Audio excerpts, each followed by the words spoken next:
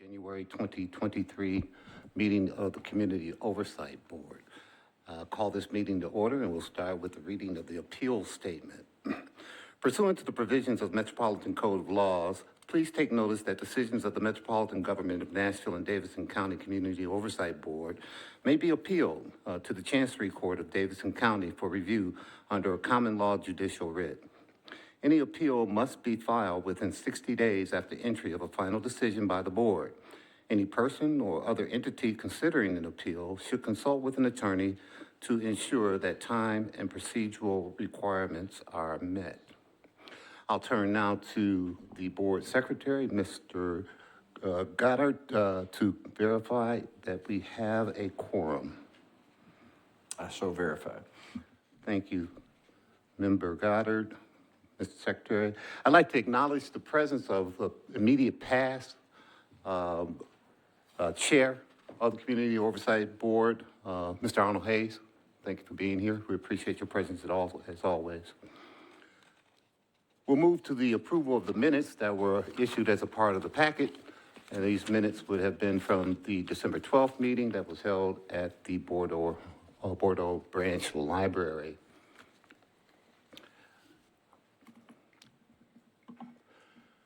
I assume that everyone's had a moment to read this, and if there is no objection, I would like to call for a motion from the floor to adopt.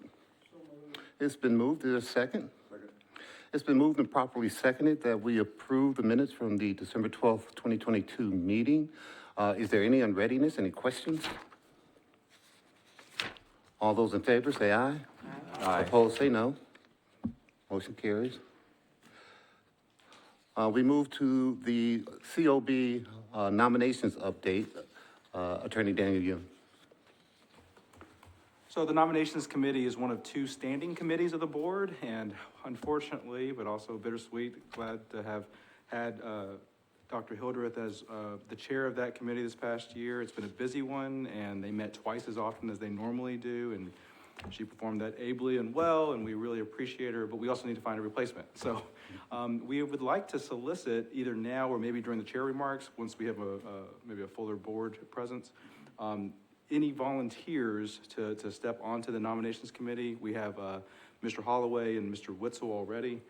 We would like to have a third and potentially even a fourth alternate, just in case, because we do have some board members incoming, some others that are up for re-election. We won't know the results of that till February 7th, and this nominations committee will be meeting before the next board meeting. So not only is it always good to have a full committee, it is especially important because this committee will come up with a slate for our February next board meeting of new officers.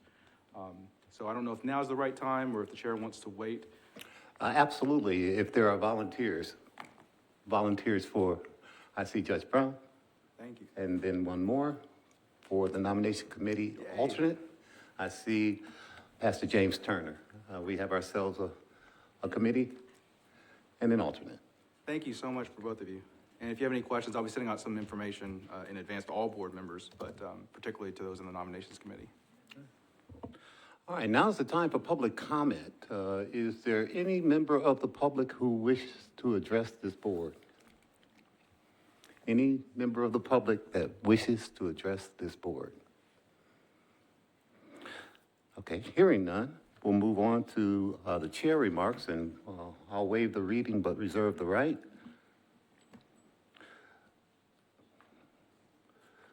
And that takes us to our first presentation then of police body camera review and analysis demonstration, and our executive director, Jill Fitcher, will give us an introduction of our presenter.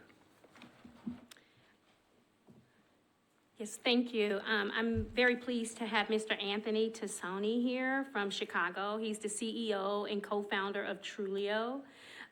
It's a body-worn camera analytics platform, and it was built in partnership with the FBI Academy. So, Mr. Tassoni, you have the floor. Thank you, Jill, and thank you to the rest of the board for inviting me and having me tonight. I'm very excited and eager to discuss the type of technology that we deploy around body camera analytics. So just to set objectives for today, Jill is kind enough to give me 30 minutes, and so my expectation here is to do maybe a 20-minute presentation, walk through some slides, and have at least 10 minutes of Q&A after the slides here. So a lot of people, this question of like, why does officer professionalism matter is interesting. What we see in the data is that the more professional an officer is, the less use of force that they have to deploy, the more compliance they receive from the community. And what we set out to do was to try to understand, could officer professionalism be deconstructed? And so my background is in something called machine learning, natural language processing. Spent 10 years on Wall Street analyzing banker phone calls. That's where the technology originated from. If you call a bank, you might hear, this call is being monitored for quality assurance purposes. That's what they're doing. They're mining that information to create better sales and support people. So this is not new technology, it's just new to policing. And the reason professionalism matters is because 95% of officers' interactions are with witnesses and victims. Just everyday moms and dads, grandmas and grandpas. And I'm going to walk you through how we deconstructed professionalism. I think we've analyzed the most body camera data in the United States. For example, Seattle Police, one of our largest customers, we analyze about 24,000 hours per day. So we're going to take a look at what's inside the body camera data, why does it matter, and how do we deconstruct professionalism. So Jill mentioned that we partnered with the FBI's National Academy, and if you're not familiar with this school, it's essentially like a chief maker school at Quantico. What happens is the top 1% of policing across the country, they get invited to go live at Quantico. They spend a few months there living in a dorm. My family is in the FBI. They have the same exact curriculum as special agents. And so when we brought Trulio into policing, the first thing we did was we went to the National Academy. We said, what does it mean to be good police? What do we want them to say? What do we want them not to say? And why? And so they've been a great partner, and we've learned a lot from the FBI&A. This is not just a bunch of smart PhD nerds in Chicago deciding what good policing is. We got access to some of the best police in the country to analyze this data and make sense of it. So the first thing I want to talk about is natural language processing is just a fancy way of saying transcription and analysis. And up here, when you transcribe something, we can separate speakers. We first identify who's the officer, who's the civilian. Officers give a lot of commands. They ask questions. They have unique language. It's a unique signature that allows us to identify who that is. We identify what events they're talking about. For example, through the body camera videos, we can detect use of force. We can detect frisking, pursuits, noncompliance. You can detect an arrest is occurring, all from the language that's being deployed. So our technology stays away from video analytics because it's subjective and not conclusive, and the technology is not there. This is all audio analysis. We're transcribing and analyzing the audio to detect and classify these events. Now, these events are neutral. This is just sort of part of being a police officer. You're going to have these events occur. But when you overlay professional and unprofessional language on top of it, we start to see patterns. We start to detect what is good officer behavior versus what is not. And so professional behavior, the number one thing I would recommend to any young officer, by the way, departments are super young. They're 60%, 3 years or less on. The number one tip I tell these kids is give explanation. It is the number one thing that we look at in the data to say, are you going to have a positive outcome or not? How did we determine this? We look at thousands of interactions where there's noncompliance, there's profanity. We look at the times where it doesn't turn into an arrest or a use of force. What did that officer do? He gave explanation. We hear this term, de-escalation, a lot. What it looks like in the data is negotiation. That's what de-escalation looks like in the body camera data for those that deployed and are successful. So the number one label up there is explanation. But then there's also formality, politeness, and gratitude. And we're like a video game. If you're an officer and you deploy these labels, we reward you. You get a little flag in the technology. It says, hey, this guy deployed good language. he gets into the highly professional level. Now, if you're an officer who deploys profanity, insults, threats, then we flag you as a risky officer. That's risky officer behavior. We don't want to see it because it's ineffective. In a little bit, I'm going to walk you guys through a case study where a department used this technology and we monitored what happened before they used it for 12 months, and then after they used it. And what we look at is an officer that uses profanity, insults, and threats, it's totally ineffective in gaining compliance. And so there's literally no upside in saying those types of words. Some police are taught to say, get on the effing ground, show me your effing hands. I'm here to tell you that's ineffective. You don't gain better compliance by inserting profanity or unprofessional language in your commands. You're much better off just giving commands. Hands, hands, hands, get on the ground. The FBI is getting body cameras. They teach the same thing. Do not use insults, threats, or profanity. So I'm going to talk a little bit about that in the case study. The other reason when we go to police departments, we really emphasize don't do that language. It's because it looks terrible. Even if you have a good use of force, the optics of that officer using that type of language, that officer looks angry, they look emotional, they look out of control. It's bad business. They shouldn't do it. They should unlearn it. It's a really bad habit. So the technology is going to identify what we call professional behavior and risky behavior as well. We score that. And what's interesting now is that the sergeant is able to look through the body camera data and create what we call baseball card stats for cops, really be able to have a conversation with the patrol officers and say, you know, look, hey, you've had a lot of instances of noncompliance this month. Let's take a look at why and where you could have improved. Maybe you're deploying risky language. Maybe you're not deploying enough professional language. And so this gives officers a place to start. So I'm not sure if you can see this, but just some screenshots of the technology. Then I'll get into a case study before we get into Q&A.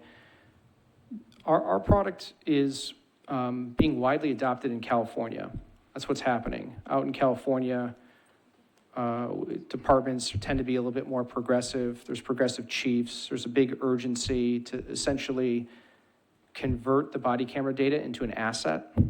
This is a problem I see throughout the country is departments, they view the data as a liability, and they don't necessarily want to know what's on those videos. But that's an issue. That's a problem. I think it's a big mistake because the data is an asset. It's an asset for training. It's an asset to tell your story. Because in our case study, I'll show you that the vast majority of these guys, these men and women, they're doing a good job. And the small percentage where we see unprofessional behavior, it's typically a few officers in that department that are responsible for that data set. And so departments really should get a better return from their body cameras. A lot of cities spend millions of dollars on cameras and they watch less than 1% of the videos. I would bet Nashville watches less than 1% because there's too much video. I'll put into context how many hours we're talking about. It's massive. Each officer on average creates about 250 hours per year. If they're just doing a normal shift, 6 to 12 calls per shift, it's just an unbelievable amount of data. And it's just all sitting in the cloud, and no one's watching it, leveraging it, analyzing it. Most departments will have some type of random body camera review process, an audit, sort of check the box. That process, they'll watch one video per month per officer, could be 1 minute, could be an hour long. It has virtually no training value at all. It's just literally a check-a-box thing. So what we propose is use analytics and convert that data to an asset, better train your officers, surface the guys that are doing a good job, like we do. We really promote professionalism, automatic email notifications when you collect civilian gratitude, you've got good interactions, and then recognize that just because an officer has a bad day doesn't mean he's a bad officer either. You can put this in context. Maybe that officer's going through something. Maybe it's a divorce, or sometimes we see they saw a dead kid in a car accident the week before, they were shot at. This is also used as an early intervention system to get an officer off the street and get him rest, because we see that a lot. And these officers are human and they have bad days. But not looking at the videos is, I think chiefs have a moral and ethical obligation to their troops to know what's on those videos.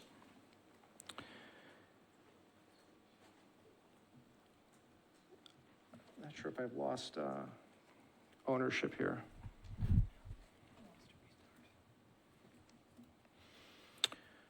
And so a couple slides here left until we go into the case study. This is just a picture of Trulio's integrated into the back end. We access Axon's API. And so inside Trulio, you can click on any video you're interested in seeing, depending on the labels. It's like Netflix. It'll take you to the chapter of a use of force or a risky video, or during a performance review, and there's playback. And then finally, you can click on any officer and get that officer's stats for some period of time. Look back 30 days, 6 months, and really get a sense of how much explanation are they giving? Do they create a lot of noncompliance? For example, there might be 10 officers in the same neighborhood on the same shift, and none of them are creating officer risk, but one officer has really high noncompliance. To me, that's an officer safety issue. I want to go check his tactics, his language. I want to try to figure out, why does he have such a negative reaction, or civilians have such a negative reaction to this guy? And so it's very difficult for bad policing not to be surfaced in a tool like this, because we're measuring civilians' reactions to officers as well. So I'm just going to try and pull up a case study here now, if I can just have some help, please. Thank you. Yeah. Let's go to the other PDF for a second. So just set up this case study. Thank you. So about 12 months ago, and I can spend a lot of time talking about the problems of, what are the objections of a tool like this? The number one thing is police departments are spread thin, and a chief is worried about how this impacts his numbers. Is he going to lose staff? They're spread thin. How is he going to sell this to the troops? What's this going to do to morale? And so it requires, mayors and elected officials. It's not always just the chief's decision, just like the chief wasn't the decision maker for body cameras 5 or 6 years ago. So it takes a community to talk about and weigh the pros and cons of this stuff. But there was a department, and now we have a couple dozen, but the first department in California was called Alameda. And a superhero chief, Chief Joshi, young chief, came out of Oakland, went to Alameda, and his numbers are incredible. And his culture there is incredible. This was a press release we did 12 months ago. It takes a lot of courage for a chief to bring in academics and do studies around the data and what's happening. But he was a brand new chief. He wanted to change culture, and we wanted to measure the impact of his new policies. He had a 36% drop in use of force in 12 months. So the 12 months before he came in to the 12 months after, 36% drop in use of force. Now, what's interesting is that we captured all his uses of force. What I mean by that is there's some unreported uses of force, right? Some things like a strong arm hold, a takedown. We surface all of that stuff. We're going to recognize all the language and say that officer put hands on somebody. So he had a large reduction in all use of force, all the way from de minimis, they call it, to lethal. And so cops change their behavior when they know you're going to analyze what they're saying. And so he had an amazing impact and response. Now, and I have copies of this case study. It's also on our website, and Jill has copies as well. A couple of other things that happened in his department. He had a 30% reduction in unprofessional language. So he went out and he told guys, we're going to measure this. And it's zero tolerance. I don't want it. It's not good policing. It doesn't look good on cameras, optics, judges. Bad guys get let go because of things you say and do. Don't do it. If you have a good use of force, don't dirty it up with unprofessional language. He had a 17% increase in officer explanation. And he really emphasized this with his department, and really commend Chief Joshi for doing that, because this is not something that they're taught. and I think they should be. This is part of strategic communications, really give explanation. It is the thing that's going to get you noncompliance. It's just all about negotiating and giving time and space for people to process what you're asking them to do. And amazingly, the miracle here is that civilians responded. They had no idea that this study was happening, but he had a 12% decrease in civilian noncompliance. And so that is a result of the professionalism that his officers are putting forward. Lastly, I just want to mention before we get to Q&A here, and again, the entire case study is here for you guys. I just want to mention that this chart here, this graphic basically shows escalation relative to officer profanity. And it's not that officer profanity causes escalation, that's not what we're saying, but it never wins compliance, literally never. And so this is something that he was really able to show his troops and convince them through data, guys, just stop talking like that. Finally, in the study, you'll read that on day one, patrol officers are skeptical of body camera analytics. They called us Big Brother. If you look at surveys, that's their reaction. They're a little bit nervous and worried. Over a 12-month period of time, I don't think you could rip this out of this department if you tried. The reason being is we surface good behavior. They're getting rewarded and acknowledged for being professional. So the guy's doing a good job, they get emails, they get virtual attaboys, is what's happening. And they work in a profession where not a lot of people are telling them good job. And so now they've got this data, they go back to their boss, their sergeant, and they feel a little bit better about what they do. I'm gonna pause there now, Jill, and see if anybody has any questions, please.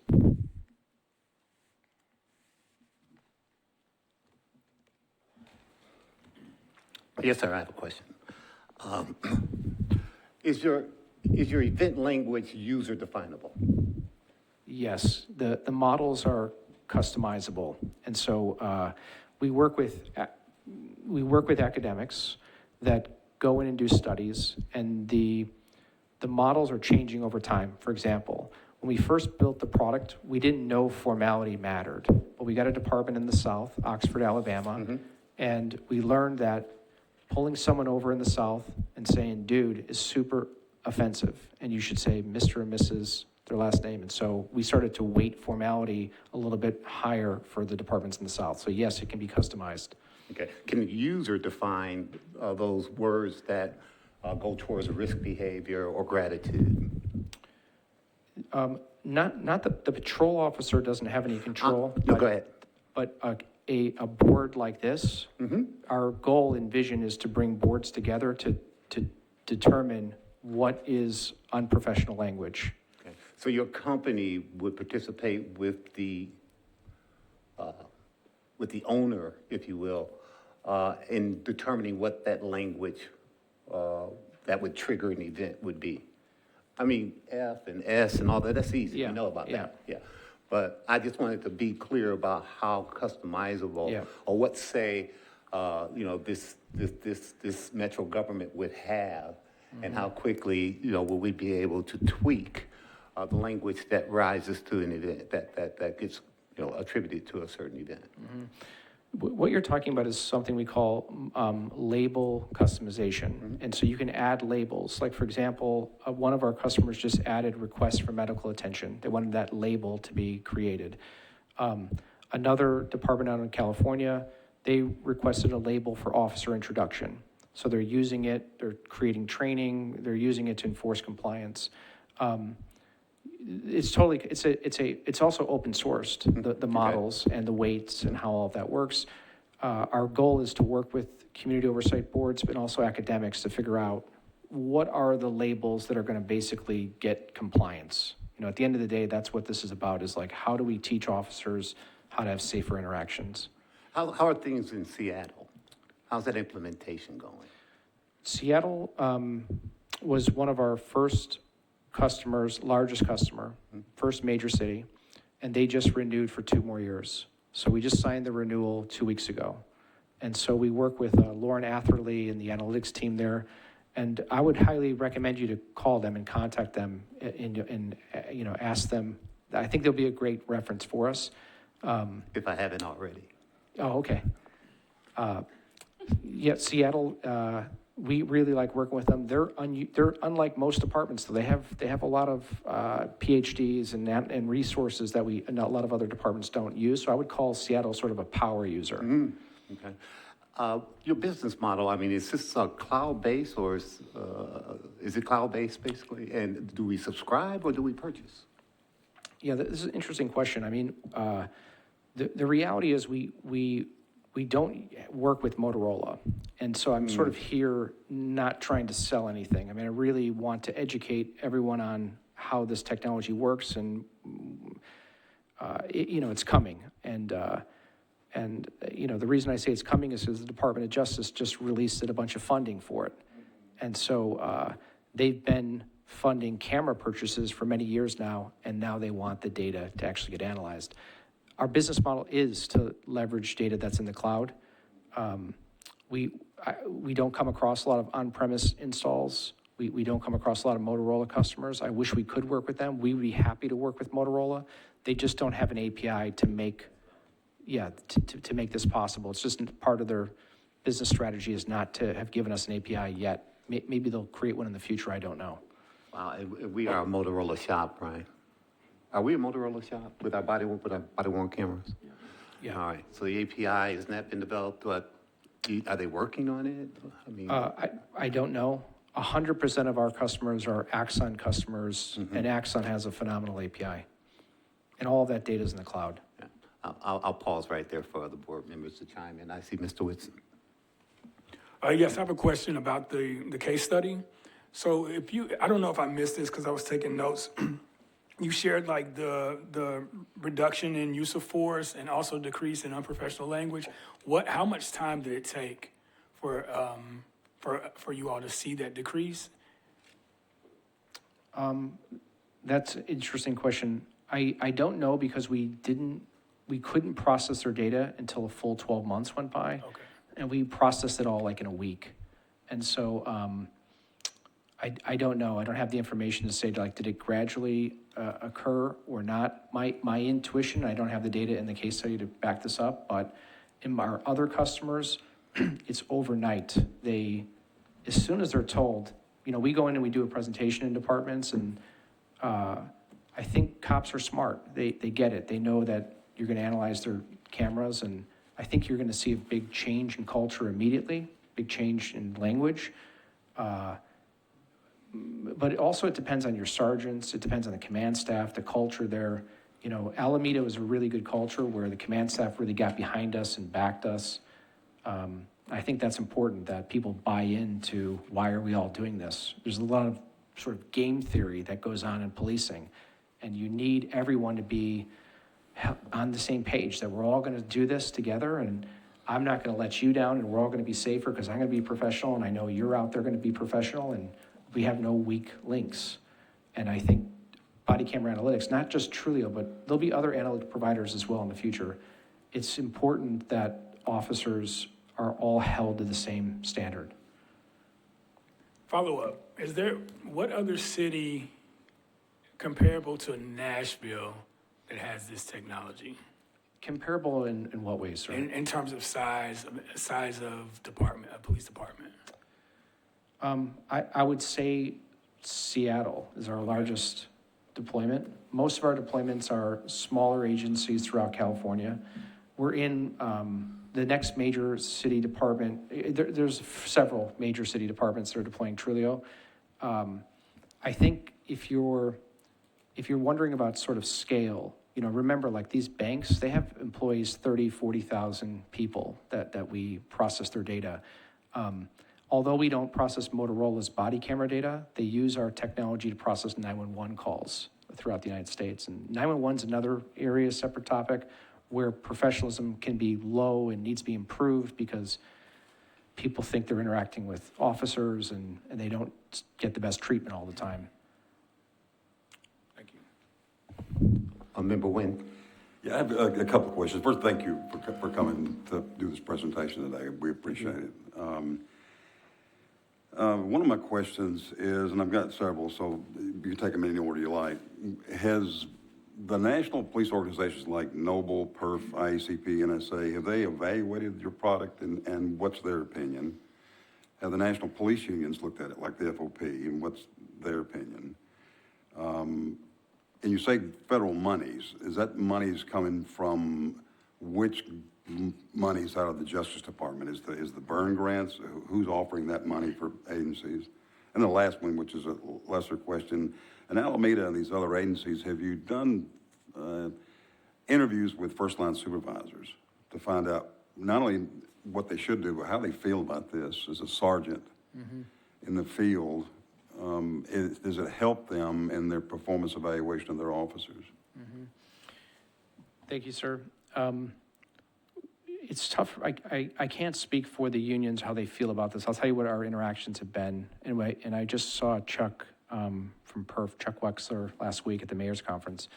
They're aware of us, but we don't have any formal partnerships with PERF. We're a sponsor of Major City Chiefs Association. I'll be at the winter conference in DC in a week or so.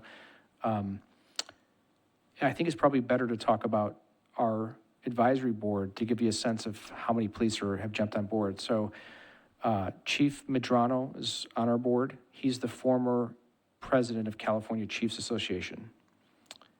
Then we have Chief Acevedo was one of our advisors. He's just become the interim chief in Aurora, so he had to step back from his advisor role because he's a chief there and he's going to be a customer of Trulio there. Chief Ken Truver, who's the president of the FBI's National Academy, he's also on the board.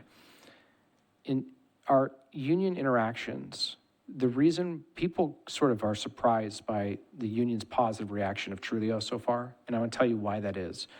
Because departments don't use us as a punitive tool to punish officers for saying swear words. That's not what's happening. Mitigating risk is a feature of the platform, but the platform is widely used to search through data, play it back fast, right? I have to go review it, be curated, surface to me how my troops are doing and why, recognize good behavior and reward that. Trulio also provides suggestions, notifications and suggestions. So your patrol officer will suggest to them, hey, you had some instances of noncompliance. Why don't you go watch these example videos? They're similar to the interaction you had last week. So that virtual sergeant, that sort of coaching that we're providing, they really like that because, in my opinion, a lot of these sergeants are young. They were patrol officers 6 months ago or a year ago. They don't necessarily always know how to do the coaching or even how to have the conversation with a patrol officer. So we're not trying to replace the sergeant's coaching role, but we're trying to augment him a little bit and give that patrol officer a little bit more feedback. Sir, will you remind me what your second question was? It was the grant funding. Oh, You said the yes. federal government's funding. Yes, Who sir. in the federal government's funding the purchase of the product? Yep, so the BJA just had a release last week that they've released $25 million to basically use body camera footage to improve police legitimacy and to improve police accountability. And that's the first federal money we've ever seen be released for a product like this. So who's eligible? Is oversight boards or directly police departments?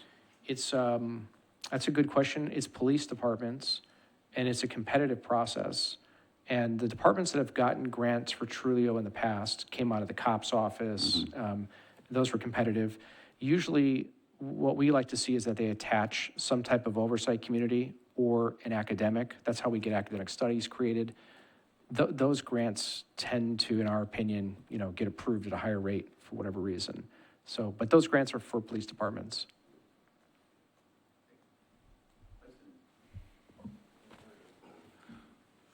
Dr. Hildreth. Thank you for your presentation. My question, I wanted to piggyback on Member Witzel's. He asked about comparable and narrowed it to size. Can you say a little more about comparable to our region? I was very intrigued when you mentioned the Southern and the need to put formality in. Also, being a NorCal native, I do understand that that world is different. So what is the Trulio experience where there's a little more pushback maybe culturally or traditionally as well? And what is your experience in this southern region? Thank you. Yes, ma'am. It's very limited. And, the product, the technology, although we were on Wall Street for 8 years, we've been in policing for 12 months or so, it's primarily a West Coast and an East Coast technology. It's really not in the Midwest in any substantial way, and certainly not in the South yet. I think that our strategy as a company has been to get early adopters, to attach criminologists and academics into those departments so we can measure the impact and change in behavior, use the case studies to change federal dollars to basically create grant money for departments to leverage a technology like that. So we're just at that point. There really isn't any departments that I can speak of, certainly not in Tennessee and even really in the Midwest, that are comparable in size. Member Holloway. This is a good process. It could be used in different departments throughout the country, but it's not 100% proof. Usually in our department, you find officers, they find a different way of doing things. They find the camera on them, then they're doing it in a different way. We have some older guys that won't change. They'll let you know, this is how I was raised up, and this is how I'm going to be, and I'm not going to change. And they use the old word dirt bag, and stuff like that. Or they may use the N word, but that's just them, and they'll pass it on to younger guys, So in other words, it kind of infiltrate other officers, But it starts at the top and goes to the bottom. So if the chief can buy into it and say, this is my program, this is what I would like to see happen, and this is what we're going to do. You're either with us or you're not. You're either going to work for me or you're not. And you got to stand strong on that level. Mm-hmm. Yeah, I agree, sir. If I'm a chief, like I said, I would think I have a moral and ethical obligation. And I think chiefs can't, they can't pretend they don't know what's on these videos. They've got to know. They owe the community and their troops that, because again, an officer having a bad day, I want to make sure it's a bad day and it's not a bad officer. I want to put his actions in context. I want to know, I don't want to miss anything as a chief. And I think that if you're only reviewing 1% of your body camera videos, you're missing a lot. That's a lot of interactions. Something like 300 interactions happen every single day in a department.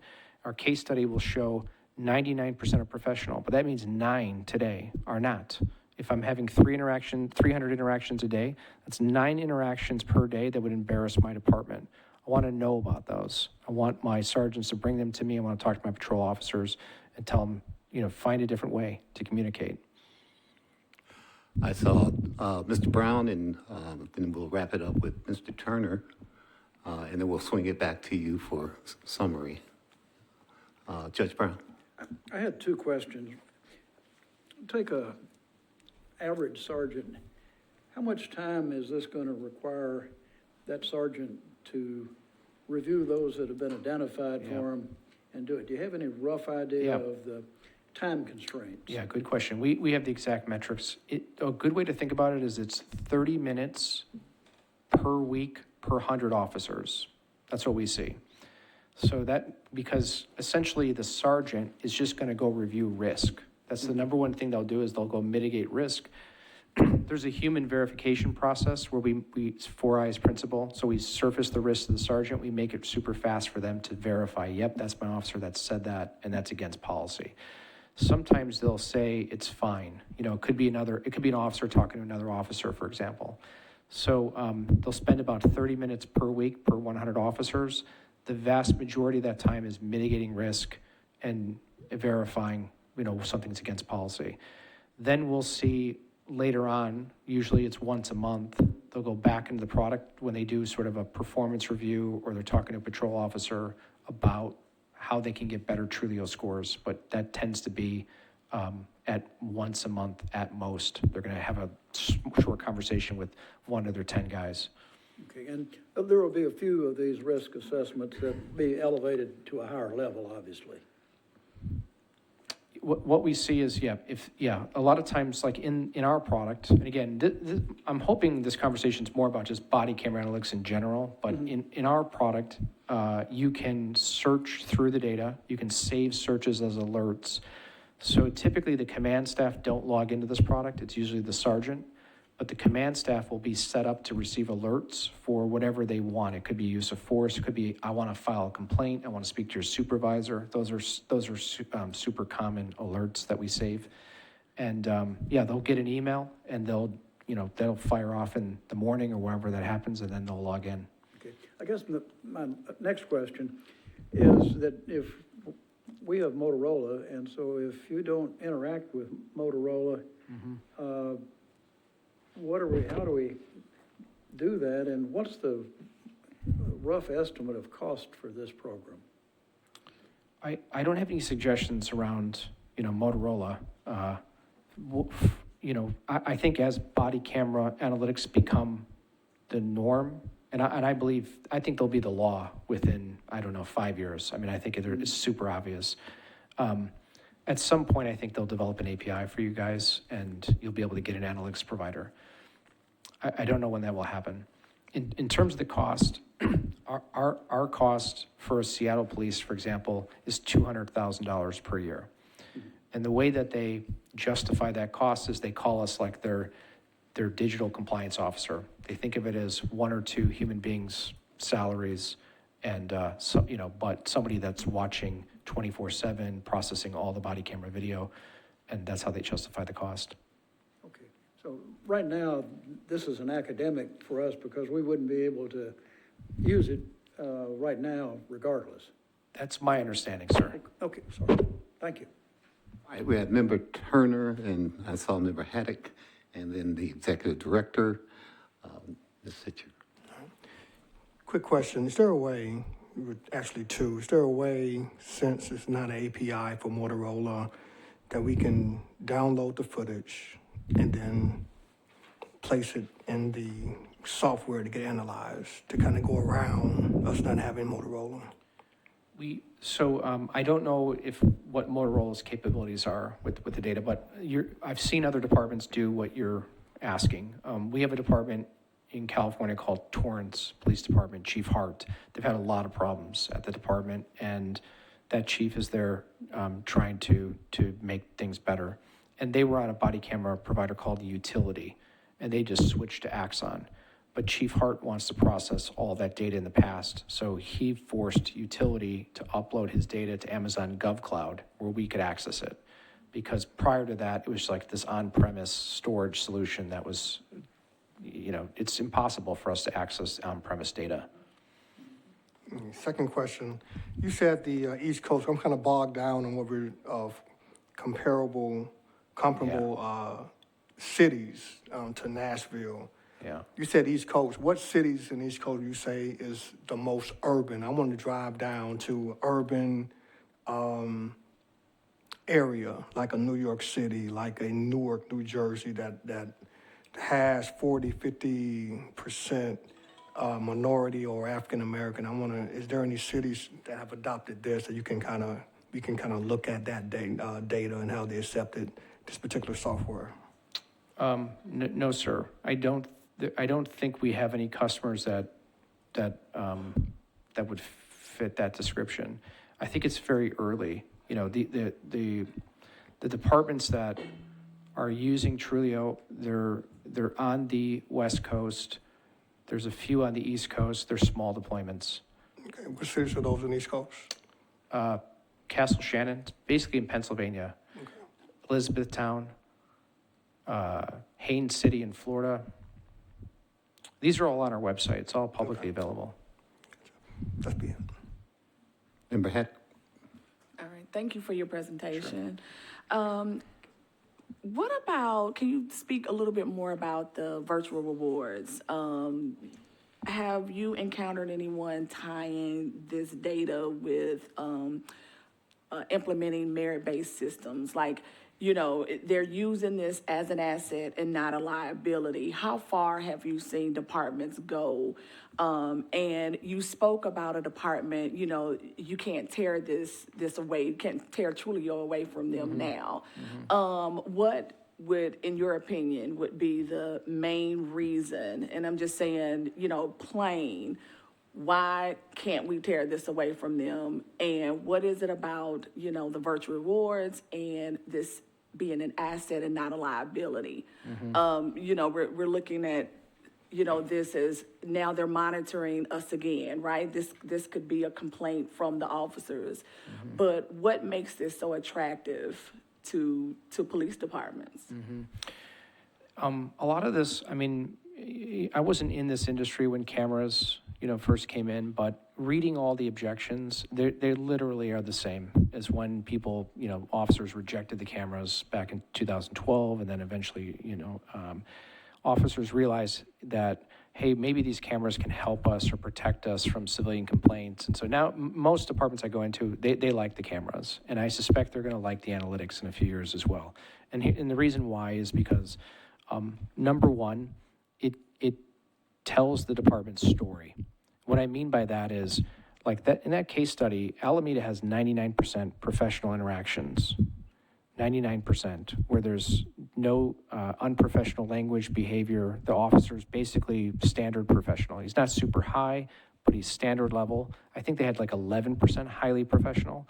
So we're working on trying to get them to highly professional ratings. That's deploying a lot of really good language. And I'm confident they'll get there over time. But the telling the story, the reason why that's important is because the only time their story is told is through something being captured on a cell phone, right? They're not proactively out there talking about in any sense with data, really talking openly about what percentage of their interactions are positive and why. I think that the second thing is that a lot of the patrol officers, they don't get, no one's telling them good job.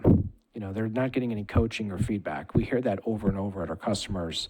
They go and drive, they do their calls, they come back. No one knows that they've had good positive interactions. Unless the civilian's gonna write a letter, their sergeant and the command staff don't know that they're doing a good job.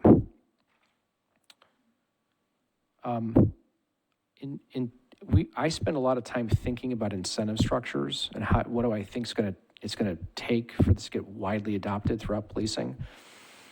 I feel very confident you gotta use a carrot. That's what's gonna happen. And so we gotta raise up the guys doing a good job. What I'm envisioning is that Trulio scores will be used to unlock funding, different types of compensation. What I mean by that is I feel like there's an unlimited amount of private dollars, businesses, corporate money that wants to sponsor or pledge good quality policing. Unlimited demand, good quality policing. That's not radical, that's not controversial. People want to support good quality policing. I envision a world where, for example, Alameda had something like 720 highly professional interactions. They have businesses based in Alameda, like JanSport. I would love for JanSport to pledge to say, Alameda, if you can get to 1,000 interactions this year, we're going to give these kids book bags.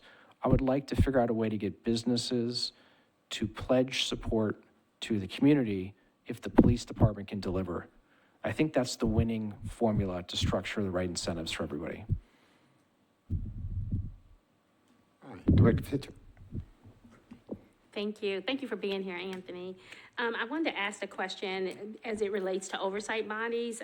You said Seattle is your biggest customer, for lack of a better term. And I know for certain that Seattle has multiple oversight bodies doing police accountability work.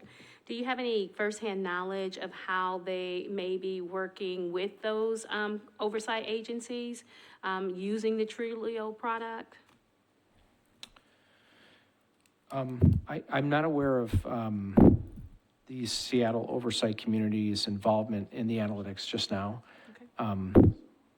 I saw Mayor Harrell at the mayor's conference last week, and he asked the same question and was interested in when is it when is he going to see more data and more impact and more results around it? I don't have that information. I think that where we do see community oversights is mainly in the Bay Area, mainly in those departments. And, working with community oversight boards, the reason why I mentioned earlier, Jill, some technology firms, they don't interact with oversight, or they don't interact with city council. I think everyone needs to be aware of a solution, but because ultimately I think it's the people's decision, whether you're going to use analytics or not. I think the chief will sign on the dotted line, but I think that the community needs to bring the idea to chiefs and to police, and sometimes they need that nudge. Thank you very much for your presentation. It's very exciting technology that's emerging in this niche. I am somewhat disappointed that Motorola hasn't developed an API for it as of yet, so that we could really get to a next step with the technology. But let me ask you, does Motorola have its own data analytic technology? No, sir, not that we're aware of. Okay, all right. Okay, that's great. If you have any parting words for us? I appreciate your time, and thanks for having me, and appreciate you, Jill, for allowing me to have all of this time to speak with you folks. And again, all of this material, I'm going to pass some of this stuff out. These are case studies. Everything I spoke about, our materials is on our website, trulio.co, and feel free to reach out to me anytime if you have any other questions, or if I can be more clear about any of your questions tonight. Really looking forward to this technology in our city. Appreciate you, sir. Thank you. Great job. Thank you.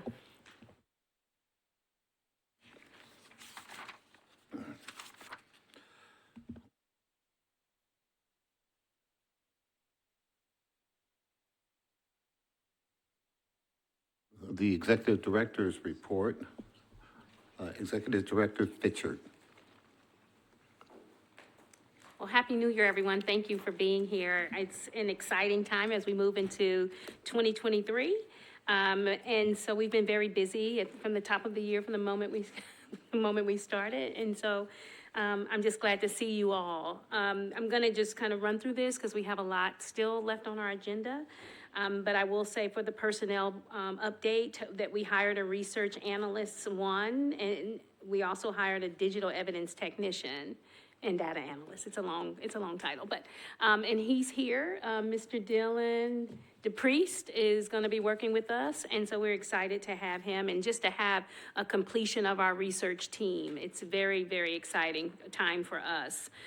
We do have one other position, and we also made an offer to a new investigator, to an investigator, but that person had to decline because of some benefits and stuff like that. So we will be starting that process again, as well as hiring an administrative service manager soon. So, and then we'll be complete with the hiring that we had from this budget cycle. And so I want to talk a little bit about the training that we've had. We have the investigative staff will attend trauma-informed de-escalation training this week, coming up on Tuesday, and that is at the West End Methodist Church, I believe is where it is. And so it's a 3 or 4 hour training in the evening, and they're offering that through Open Table, actually. And so I think that's going to be exciting for us. Our lead research analyst attended a data visualization, our training, and then our new social worker has been really, really busy, and she's attended some training with the intellectual disability department. Some of my meetings that I think I listed some of them. I met with Council Member Jeff Syracuse and Gavin Crowell-Williamson regarding some body-worn camera town halls. As we move forward on that body-worn camera report, we have to start doing these town halls across the city to determine what people really think about the effectiveness of body-worn cameras in the work that we do.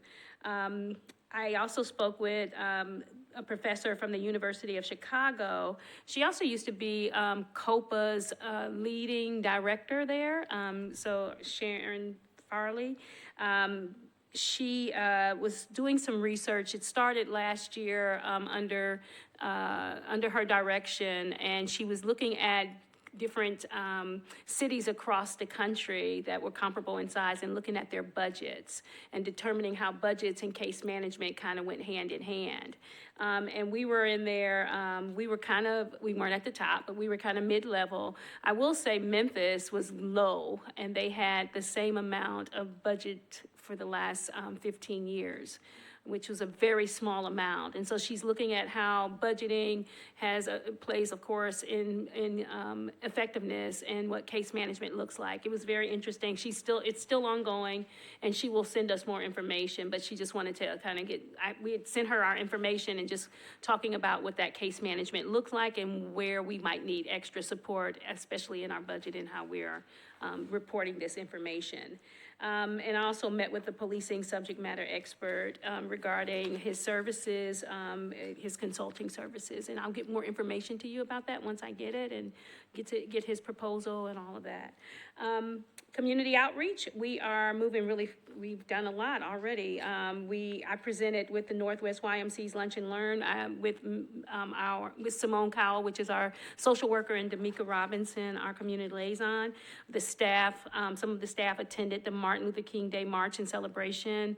I'm sure you guys seen that stuff all over the social media, so it was really nice. And I seen some of the board members there, and so it was good to see you.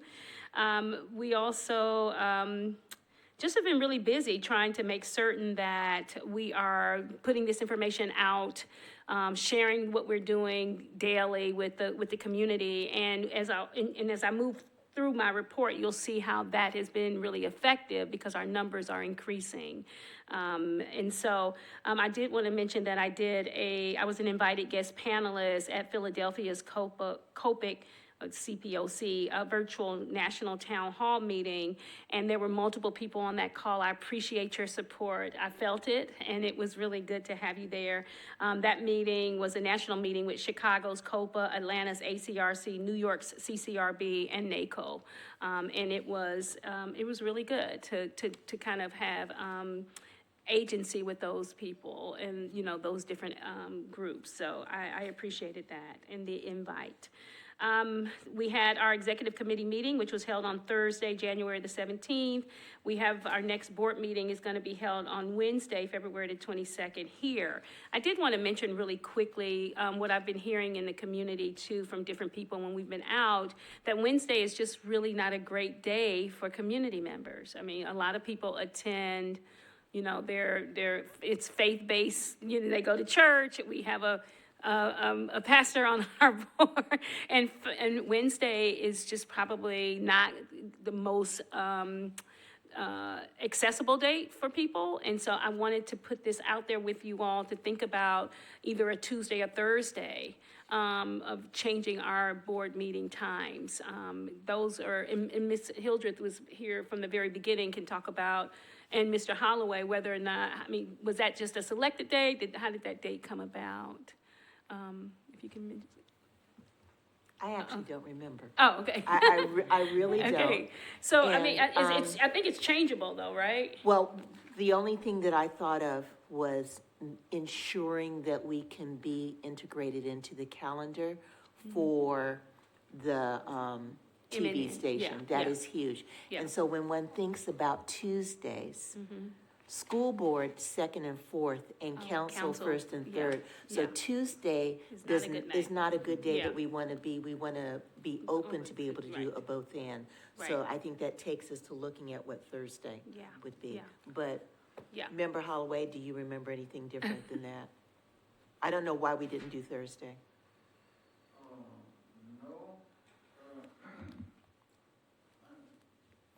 Wednesday's the best for me, but I'm just one person. We can do what about a Friday? Maybe a Monday, but I mean, and the Monday's not, you know, so there's a Monday or Thursday as an option. But I mean, I think that, you know, I mean, those are the two options, you know. Friday is definitely not gonna be on that. We will have, no, not Fridays. Thursday then, we go with Thursday. Well, we can talk about it. I mean, I think it's something, do we have to take a vote on that, Daniel, Attorney Yoon? Or is it just something that we can do? I know we have to do some processes and checks and balances, but I didn't know if that needed a vote or anything like that. So, okay, all right, I can move on. We can come back to that. Research, you know, Gavin Crowell-Williamson has attended multiple trainings as well related to research and public safety. I think one that he listed addressing racial bias in traffic enforcement and using body-worn camera video to transform officer training was really useful. Also, he's been working on multiple policy advisory reports. And then I wanted to say and congratulate him for joining NACO's Training, Education, and Standards Committee. So he will be working with them to create webinars regarding different trainings. And so I'm very excited about that too. Our new social worker has Simone Cowell. She's here too. I keep saying Cowell, but it's Call. Spent time doing a lot of work, creating a plan and a platform for that new department, working closely with the investigators, taking in the intake calls, just really like on the ground running, and I'm very excited about that. She's already, you know, building relationships, has a event coming up actually in May, a big event that it's going to be at the Magruder Center, and she has multiple departments and agencies from, you know, the community who have signed on to, you know, to be there and to provide services to the city. So I'm excited about that. Great work, Simone. And then, of course, I'm on my report that I sent you. She's connected with Centerstone, Goodwill, Martha O'Brien, Mental Health Co-op, Nashville Cares, and Neighborhood Health, and so on and so forth. She actually is partnering with Meharry for an event on Saturday the 4th, but I'm going to jump in with her for that. So it's just been really exciting times in our department. I mean, I'm very excited how we're moving forward in 2023, like we're starting off with a bang. Our complaints, we received 5 complaints since our last board meeting in December, and we've received 39 calls. Really, and even more than that because I didn't log mine this time.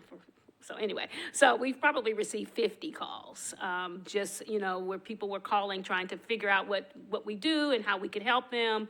And so we have increased that, I mean, exceptionally. It's amazing. And then our records, and then we have a new investigator too, she's already, I think she has 7 cases already. So she's been working really hard and has presented one already with the help of Mr. Kiley, Attorney Dave Kiley, has come in and also just been really helpful, looking very thoughtfully over the reports, giving the investigators a lot of feedback, also with the help of Mr. Yoon. So it's been really a significant turnaround and change really quickly. And I just know that we're just moving forward and going to meet our goals and objectives for 2023, which I'll share with you in the next few months. So, and then, of course, we have 2 proposed resolution reports.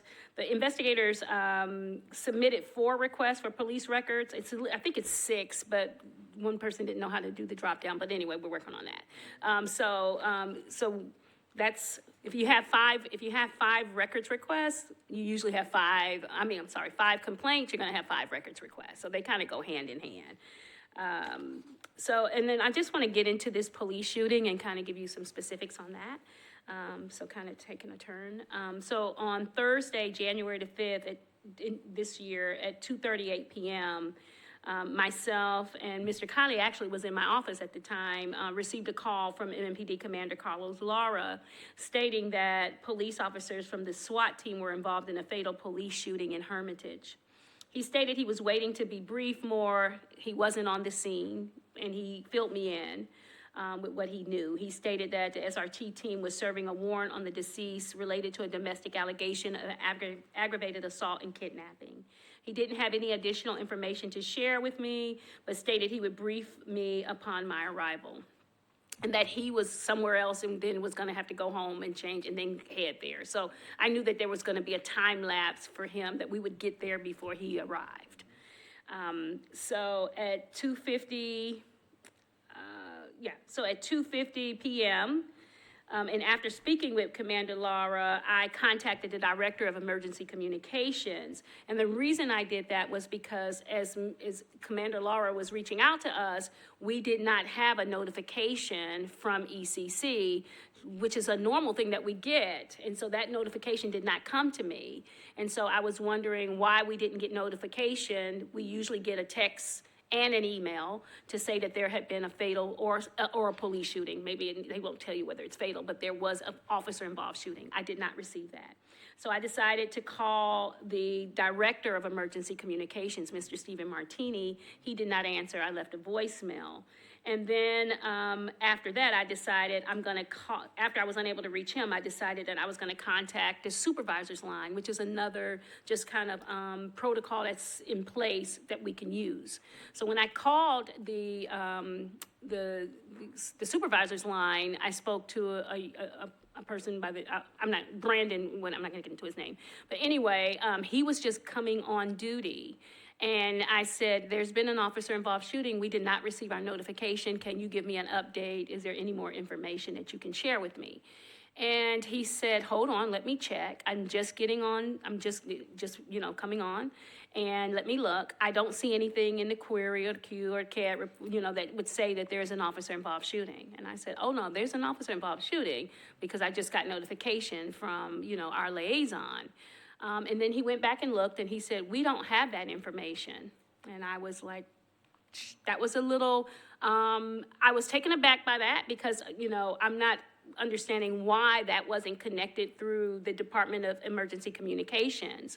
And so he didn't really have any good answers. And then he came back and stated that, that information, they had that the officers was on the scene, SWAT was on the scene, but they had not called it in. Is that correct? I believe so. Yeah, is that your memory of that? Okay. And so that was startling. So I knew that at that moment, myself, Dave Kiley, and the investigators needed to get to the scene pretty quickly. And so we got in our vehicles and we got over to the scene within 15, 20 minutes. Surprisingly, the traffic wasn't that bad. And when we arrived on the scene, so around 3 o'clock we left. It was myself, A.D. Kiley, investigators April and Angela Williams, when we reported to the scene in Hermitage. Upon our arrival there, the local news media was already set up. The TBI was there. The FOP attorney reps were there, OP investigators were there. It was a full scene. And I was a little, I guess I was a little dismayed that how did all of these people are already on the scene prior to us arriving and already set up.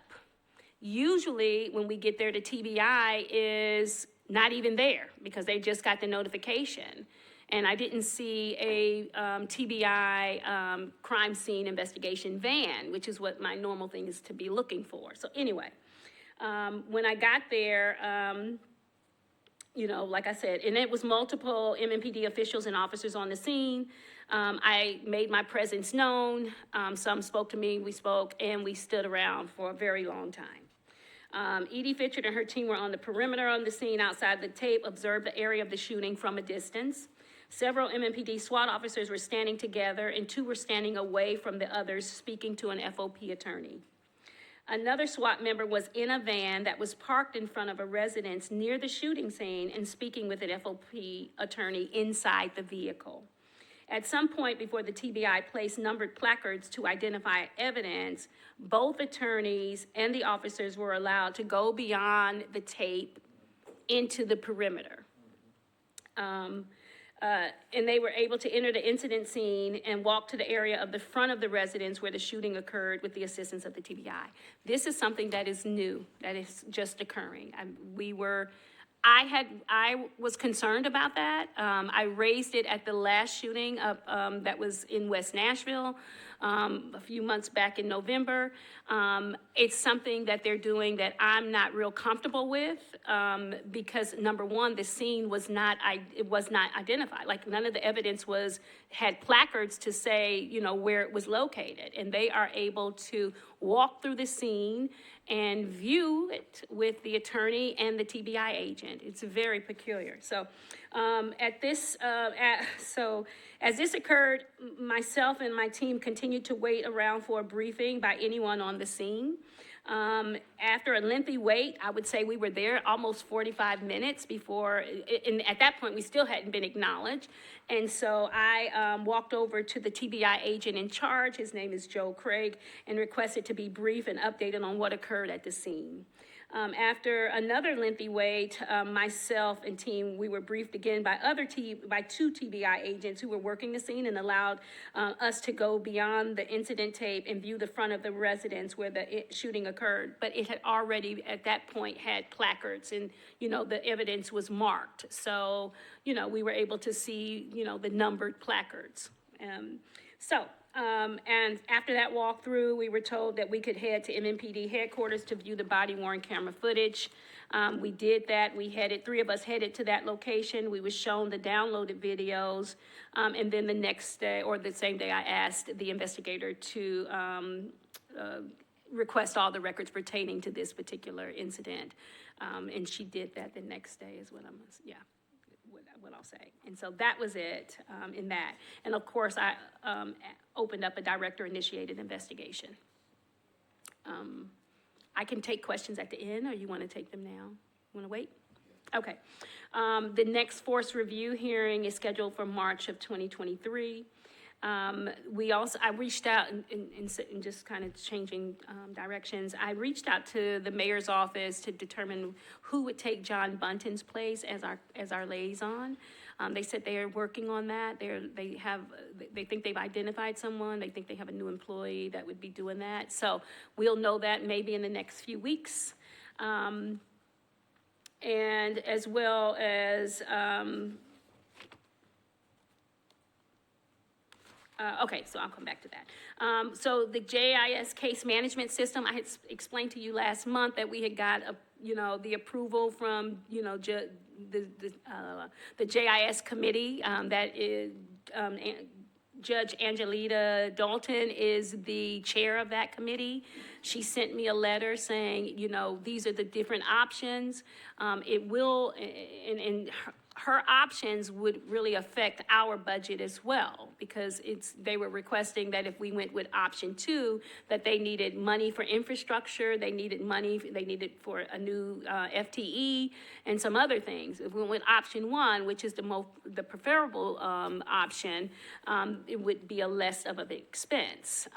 But we are ready to move forward on this. So I said the update was that Civil, who I talked to the CEO and the creator of it, Mr. Tony Rice, they launched in Philadelphia. I sent you guys that information. And the city of Charlottesville, the city of Long Beach, and a few others that are in the process of getting this.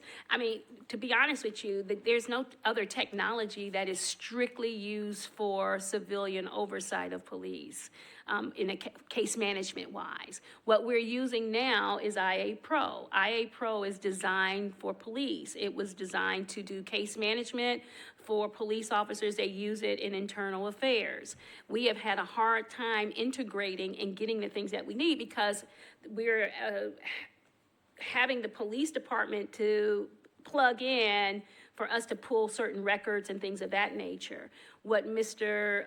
Rice has created is a cloud-based way to receive the information, and all the docs are in there. Also, if you looked at it, the docs, he's hosted by Amazon Web Services, which is AWS GovCloud. Also has the credentialing and approval from CGIS. That's big, and so that information, and then he goes into all of like his bytes and all this, I'm not gonna get into all that, but it is something that bigger departments are looking at, and I think that is the way really, and I think it's the way to go. It is the way that, and what really is brilliant about it is that the complainants can track where their case is throughout this process. They get a control number or a tracking number that they can, anytime they want to see where their case, where it is in the process, and type that in, and it gives them a timeline. And so it keeps us accountable as well. You can also upload if you want, like we have, and I will say that we have accommodations that come in occasionally for officers who have done outstanding service to the people that they're servicing. And so we don't have a good way to share that information. I would have to put it in my report, but on here it goes on a dashboard to say that these officers provided. You can go in, instead of making a complaint, you can make an accommodation and put that information in as well. So I just wanted to give you guys that update. Also, the next update is on office space. I was pleasantly surprised to get an email from the property director. I spoke, and I told you last month, I spoke with the mayor's team, Ernst & Young. They had used this particular consulting agency to talk about property in the city, because of course there's many departments that need to move. Right, it's just a reality. We have over at Parkway Towers, every single department over there will have to find a new location. And so I received an email from the Metro Property Director, Mr. Abraham Westcott, and he outlined this new location in Metro Center. I believe my prayers have been answered. But anyway, the location would also house the Metro Social Services and Metro Action Commission. And he said that they were in negotiation with lease agreements. And so, of course, it will have to go in front of council. It will take it has to be, I think they said it would take 3 readings. But hopefully that would happen if we had, because they had a target date of August. So if that happens now, like if they can get that lease agreement worked out in that negotiation, then maybe we could target August, but I don't know. We're supposed to do a walkthrough next week, so I'll keep you posted on what that is. Of course, I drove over to where the building's located. It's still, what you saw in those pictures, it is just a drawing. It's not finished, but it is a beautiful space, and so I'm very happy about that. I'm going to go to the budget last. You already talked about the nominations committee. We're working on our 2022 annual report. It's due to the state on the 1st, and so we will be finished with that. We just kind of need a review by the other staff members, but we have lots of pictures, it looks really good, and so we're really proud of the work that research and the community liaison did to get that report looking really good and representing us in that way. The COB's fiscal year 24 budget is underway. You guys, right before you came in, our budget analyst, Mr. Ernest Franklin, popped in because he's in this building to talk about the budget, and of course offering any of his help. What I sent to you was a 3-year overview of where we are and how we spent our funds. We have been super fiscally responsible. I think I was misinformed in how the monies go back. He said all of the money is in the general fund, and that we have it doesn't go back to anyone. We have a certain amount that we can use that they put a limit and a cap on, but it's all the money is pooled together in this general fund. He said that we were at about 30%, which is slightly below the average of where we're supposed to be now, which would be 50%. And so he wanted me to know that, and of course offered any of his services. But what we have here is where we were in fiscal year 21, 22, 23. And of course we always go, we've been under significantly. So where you see that 22%, it's increased to 30 on that last column here. So what I want to tell you about the budget is this. Last year, we asked for 9 positions. We only got 4. Or 4? Yeah, we got 4 positions. And so there were some FTEs that I was going to revisit. For instance, we definitely need more legal help in our department. The investigator position was already plugged in. So we had initially in 23, we had asked for 3 investigators. We got 2. And so and an executive assistant. because I need some help. And so in that way. And so those were 3 positions that I was definitely gonna ask for in this budget cycle. Of course, with this move to a new location, I have no idea what the lease agreement looks like or what the monies will be for the increase in rental space. Right now, we're paying a lot of money for rent at the Washington Square building. And so what my budget analyst had suggested is that we just, figure out our budgeting of what that increase would look like, because we can't really guess at what the new one would be. I'm assuming it's gonna be more because it's more space and it's by the square foot. So, but those are 2 things that will be factored in our budget increase. So that is probably those are the asks that I'm going to ask for. And of course, when you ask for FTEs, you ask for how training for them. Of course, the fringe benefits are built in, but anything that would affect that 1 FTE is how we have kind of calculated the funds. And so that is all that I have on that, and I will, and we have to do, of course, this budget equity tool again, which is something that they're doing, and kind of really standardizing that, and so that is called the BET. So I will include that as well, and I'll make certain that once I get all that stuff done, I will send it to you. It is due by February the 10th, so I'll be working on that all weekend long. Okay. And then I want to talk a little bit about board membership, and that is we're going to have 3 of our members rolling off. And I'm going to close with this. And before I do that, let me say a little bit about Memphis, Tennessee. Because of what happened in Memphis, Tennessee, I decided to reach out to our counterpart down there. And I spoke to Miss Virginia, who runs CLRB in the city.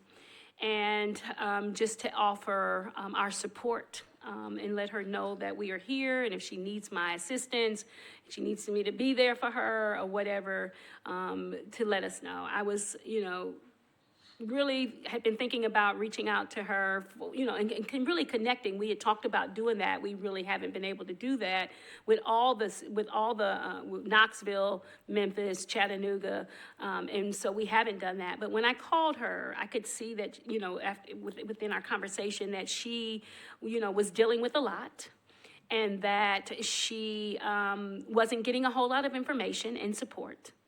And, I just wanted to say that this work that we do is so important, and that when I called her, I could tell that she needed to hear that someone was here to support her, because she wasn't getting that kind of support, because at that, they just do auditing too. So she wasn't not only getting support, she also wasn't getting information. And so, there's a lot of people there. And so I just want to say, and I don't want to comment too much because I don't know all the details, but what I will say is, from what she told me, it's a travesty. It's a lot going on there. And I just wanted to give space for that here. Because I have always said, and you guys have heard me on the MOU meeting during that time, talked about we always talk about shootings, but the reality is beatings and brutality and violence is still happening to people across this country. And I've said that many times, as even when I talked about, when we're saying, if something like a Rodney King happens, and you've heard me say that multiple times, what do we do? Because it's different than a shooting. A shooting, there's always this gray area sometimes, but in brutal beatings, it is what it is. And so I just wanted to give space for that and talk, and make certain that the people in Memphis know that we're here to support them. And so that concludes my, oh, no, it doesn't. All right, so, sorry, I'm gonna get a little emotional. I wanted to say thank you so much to the board members who served.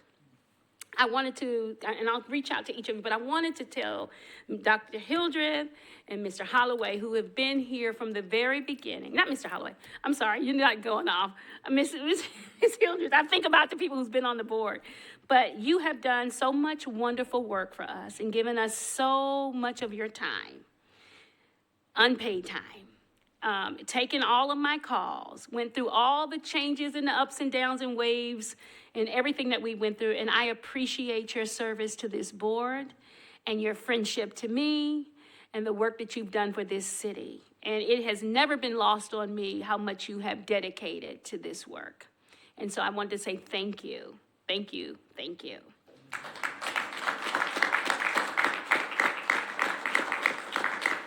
I'm excited, and I'm gonna miss you too. I know that you have re-upped. We have 7 applicants this time. So, 7 nominees. So we're hoping that, we can, we'll see what happens. I don't want to speak on it. I don't know what's going to happen, to be honest with you. But I have really wanted to thank you too for the work that you've done on this board too. I know that you've been here, the longest, and Mr. Wynn, you was filling in for someone, but I appreciate all the work that you've done and how you have tried to keep us in the mix and let people know the work that we do as much as you can. Came out and supported us when you could, and so I appreciate you as well. Yeah.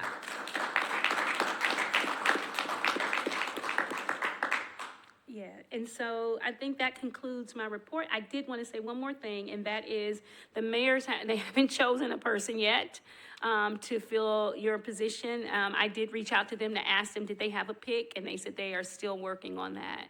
It may not be on the 7th. The 7th is the day that we make the new, you have the meeting to determine who's going to be on there. And so I'm hoping that they get someone by the 7th. They said they were reaching out to people, but we won't know yet. They don't know. So, but they said they would let me know when they did that. So I'll be, all right. So that concludes my report, and I'll take any questions. All right, thank you, Executive Director Fitchard. A lot to unpack there. We'll try and be topic-oriented, if that's okay. All right. Before we do that, just a couple of logistical things. I wanted to know about the timing of the budget draft coming to the board for fiscal year 23, 24. Right.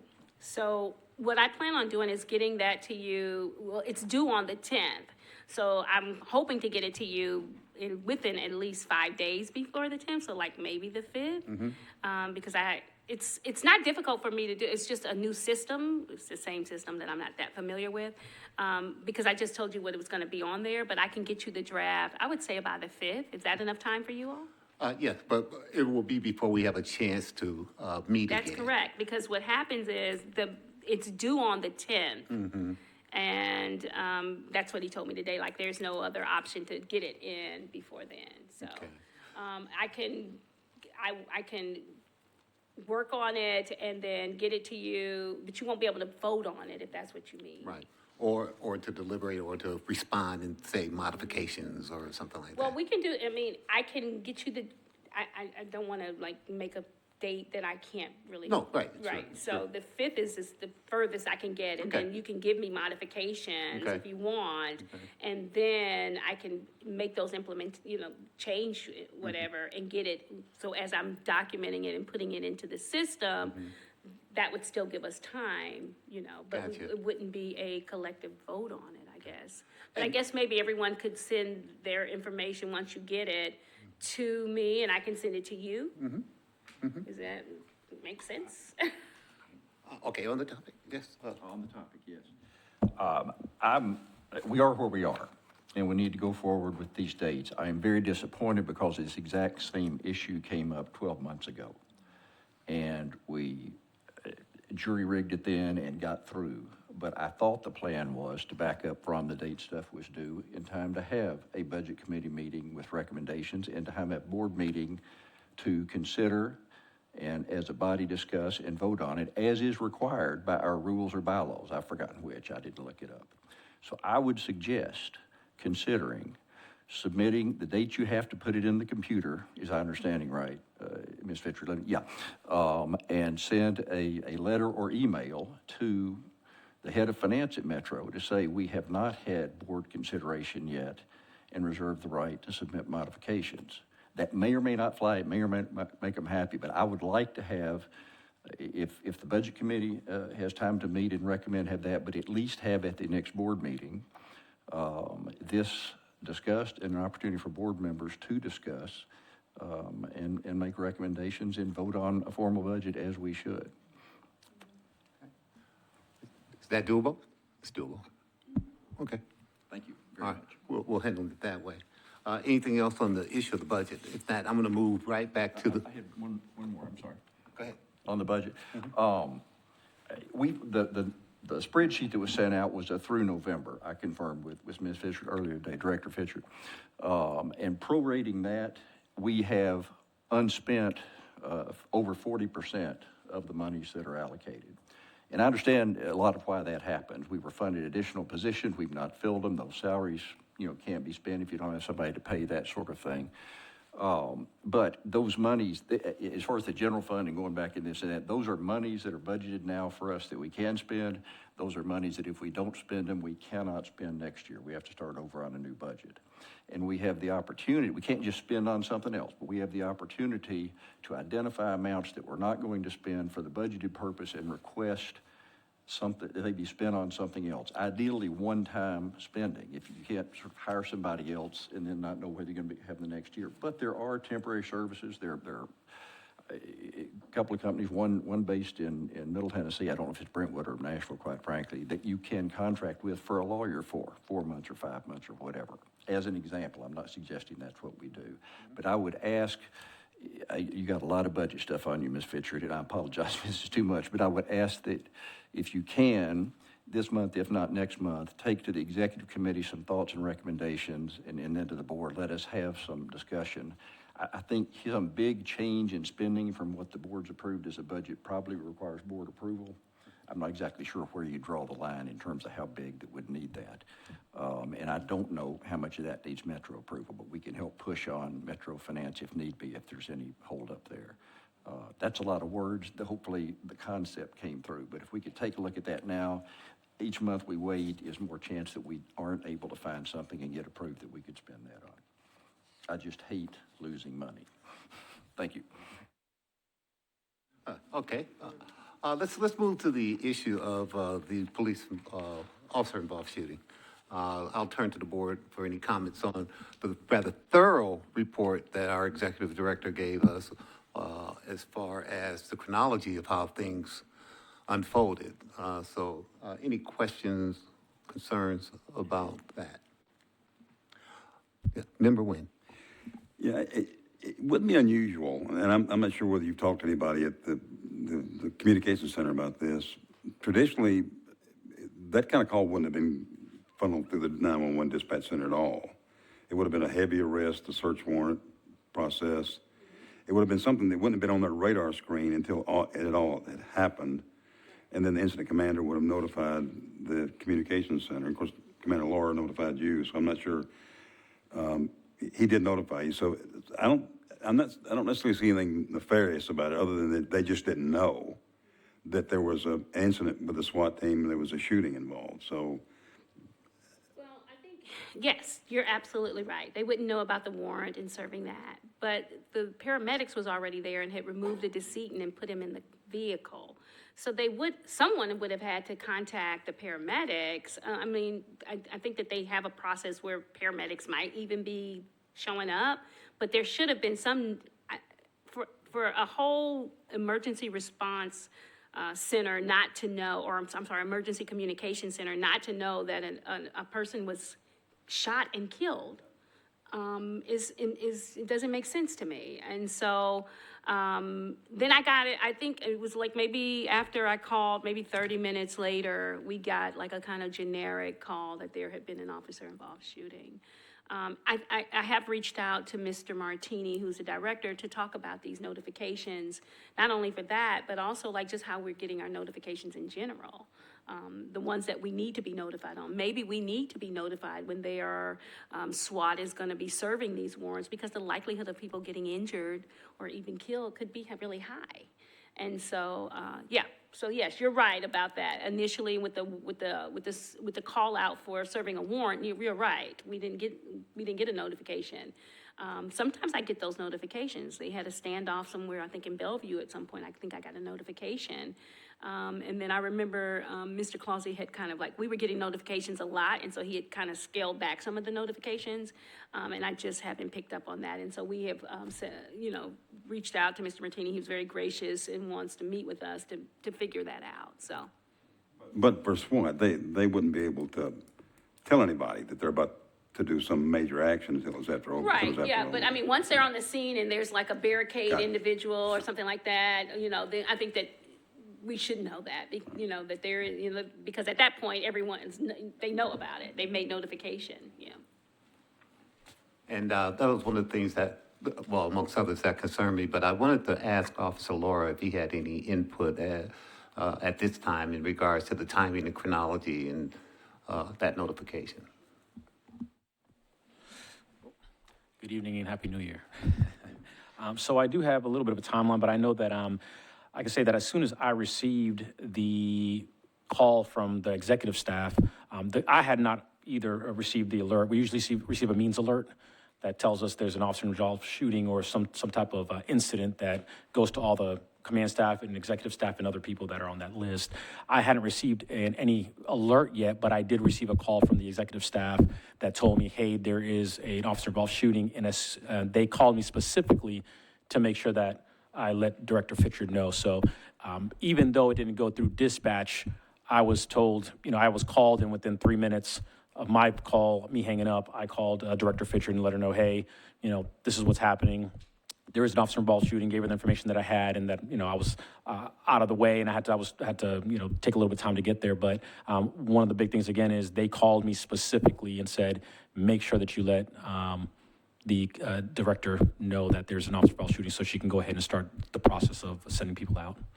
How much time did lapse between the incident and your receiving a call from the executive office? I don't have the exact when the incident occurred, the exact moment. So all I know is when I got the call from the executive staff saying that there was an officer involved, I don't know how much time had elapsed from the time it actually happened and when they even received it. Because again, if it's a pre-planned event, things may have been done differently. I don't know what the process was when they were serving it. So, but I can tell you between the time that I got it, and give me a second here. Between the time I got it and I sent it over to Director Fitchard, it was, I usually try to just keep myself in time. So I received the call at 2:35 is when I received the call, and I contacted Director Fitchard at right about 2:38 or so. It was like just a few minutes later. And I like to make sure, just because I want to make sure that she receives the information she needs as soon as possible, because I know that she's going to have to go out as well or send somebody out. By the time we all got there, it was probably about 4 o'clock-ish, I think, when I got there, and you were there before, maybe 30, 40 minutes before that, so. And were you somewhat taken aback that it didn't go through DEC? Yeah, we were both talking. Director Fitchard and I was going out, I didn't receive anything either, because it's usually, that's how I'm alerted. And then I usually get that alert, and then I usually have executive staff call me anyways, and they just go, hey, just a FYI, in case you didn't get the alert, we want to let you know there's an officer involved. But it was just something that there must have been something through the process of when it occurred to when it was put out. I don't know. I can't speak on what happened. But I do know that as soon as it occurred and the executive staff told me, literally within minutes, Director Fitchard was notified. So. Absolutely. And pardon the interrogatory, but would you have... the ambulance was on scene. Is there a way for an ambulance to be notified other than through DEC, a 911 call? Sure. At times, sometimes if there's a pre-planned event, at times we'll have back in the day when I was, we did search warrants. So if we knew that it was going to be a high-risk search warrant, we would actually go ahead and have a, fire department, hey, can you have one of your ambulances there just in case something happens on standby? And so I can't, again, I don't want to say that that's what happened, but I know that that is something that has happened in the past, and not every pre-planned event goes through DEC. There's at times that they get notified, and sometimes, the divisions or units do whatever they're going to do, and they don't tell anybody until it's done for security purposes. How would the media be notified prior to, I could not tell you how they got notified unless it went through the PIO office. But again, I don't want to speak on that because I don't know who notified them. Yes, was the FOP attorney there before, Ms. Hilton?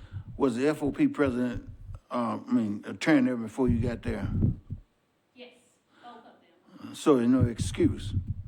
She should have been notified approximately the same time he was notified. To me, that seemed like it tried to be a cleanup matter. She should have already been notified before the FOP attorney was there. Well, yeah, it was indicative that there was, for me, it was indicative that there was notifications prior to Commander Laura notifying me because the media was already there, the FOP attorneys were already there, OPA was already there, and TBI was already there. Well, it sounds like we need to clean up something before you get there. Thank you for that. If I could, sir, I will say that the FOP is sometimes contacted by the officers themselves. So after that is, something occurs, the officer, I don't know how long it takes, but the officer may call the FOP attorney himself or FOP representative. So, and that is just something that they may or may not do. So we don't know when they were notified. But again, the biggest thing is as soon as I was notified, and I don't know how long it took exactly, director and her staff to get there, it'd probably be 40 minutes or so. We don't know how long before then that they got there. They may have gotten there at the same time or right before. So we did, again, notify the COB as soon as we found out. So. Yeah, and Director Fitcher already stated it was more like 20 minutes for them to get there. I'll go with Member Goddard and then Member Hildreth. Real quickly, Commander, could you obtain for us and have somebody check phone records need be and find out when the first media person was called, when the first emergency services was called, when TBI was called, and compare that to the time that Jill got a call, and Director Fitcher got a call. Apologize for familiarity. And if there's any delay of consequence in there more than just a very few minutes, what is being planned to ensure that that delay does not occur in the future? Yeah, I will look into that, sir. Thank you. Thank you. Member Hildreth. Thank you. Good evening, Commander Laura. Good evening, Our ma'am. last conversation here. I know. I'd like to shift the focus a little bit and just draw our attention back to the issue that Executive Director Fitcher mentioned about persons walking through what appears to me to be, as a layperson, an unsecured scene. That persons were walking through where the little tents hadn't been. Is there any further inquiry that the board needs to make on this point, and is there anything you'd like to speak to about that? I wanted to make sure that that thread didn't get lost. Thank you. I certainly have a directive on that, but I'll let the commander. Sure. Just to understand that that scene is not our scene. That is TBI's scene. And so prior to TBI taking over all officer-involved shooting investigations, our CID did investigate those, and so it was our scene, so we were able to allow anybody in and out of those scenes. At this point, because TBI, they're the ones who investigate all officer-involved shootings, we don't have any authority to let people in or out. That is, once we set out, we set a perimeter for them. They're the ones, whoever the special agent in charge is, or whoever the agent that's working the cases, they're the ones who have the authority to allow people in and out of the scene. So even when I get there, I don't even go to the scene. We usually have Director Fitchard and her staff talk to the TBI supervisor, and they walk them through the scene as well as they walk everybody else, any officers into the scene. Can I respond to that? Oh, On that, please go ahead. well, I just wanted to say, in the shooting that occurred in November, it occurred November 12th, actually, in the evening, up in West Nashville. When I got up there where the homeless gentleman was shot and killed, I was standing around and I saw that happen. That was the first time I saw it. And I asked a TBI agent in charge at that time what was occurring, because it was something that I'd never seen before. It was strange to me that I would see the TBI agent walking along with the officer and the attorney, the FOP attorney, the officer who actually was involved in the shooting. And what he said to me then was that they were showing the scene to the officer and getting a statement because they sometimes the attorneys will not allow them to get in a statement from the officer right away. So that was all he said. So. Thank you.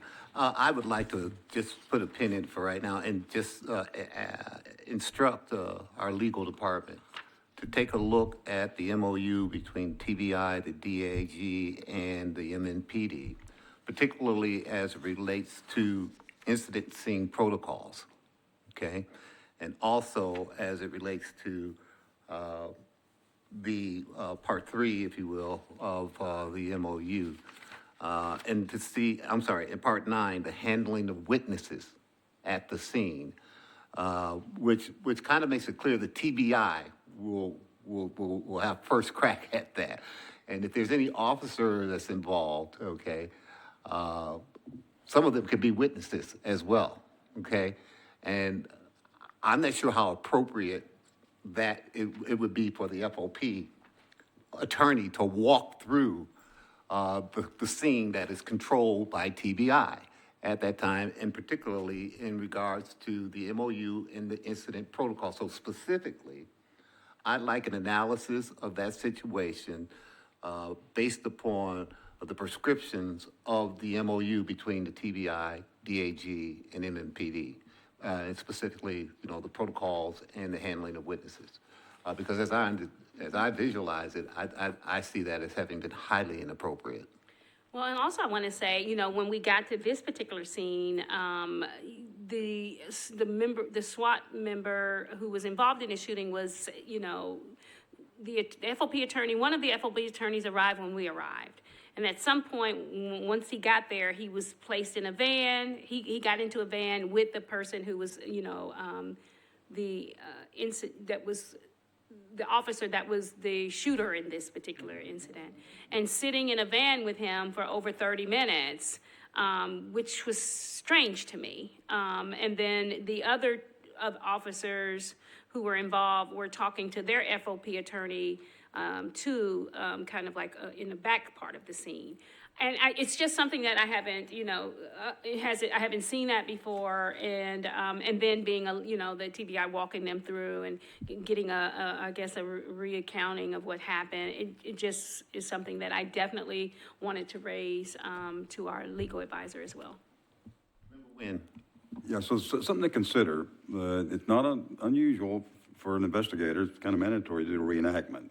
So the reenactment is done with the shooting officer. And they can decide whether they want to talk or not based on their counsel from the attorney from the FOP. So that's not unusual.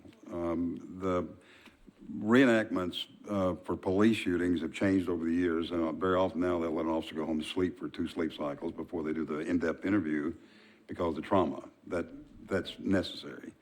But if an officer agrees to give a statement to an investigator, that's all the more, you know, it's better for the state investigator to get that now so they can then instruct the crime scene technicians of where other evidence might be that they might not consider, like where you fired a gun in what direction to find a bullet or any other kind of trace evidence. So that's not unusual.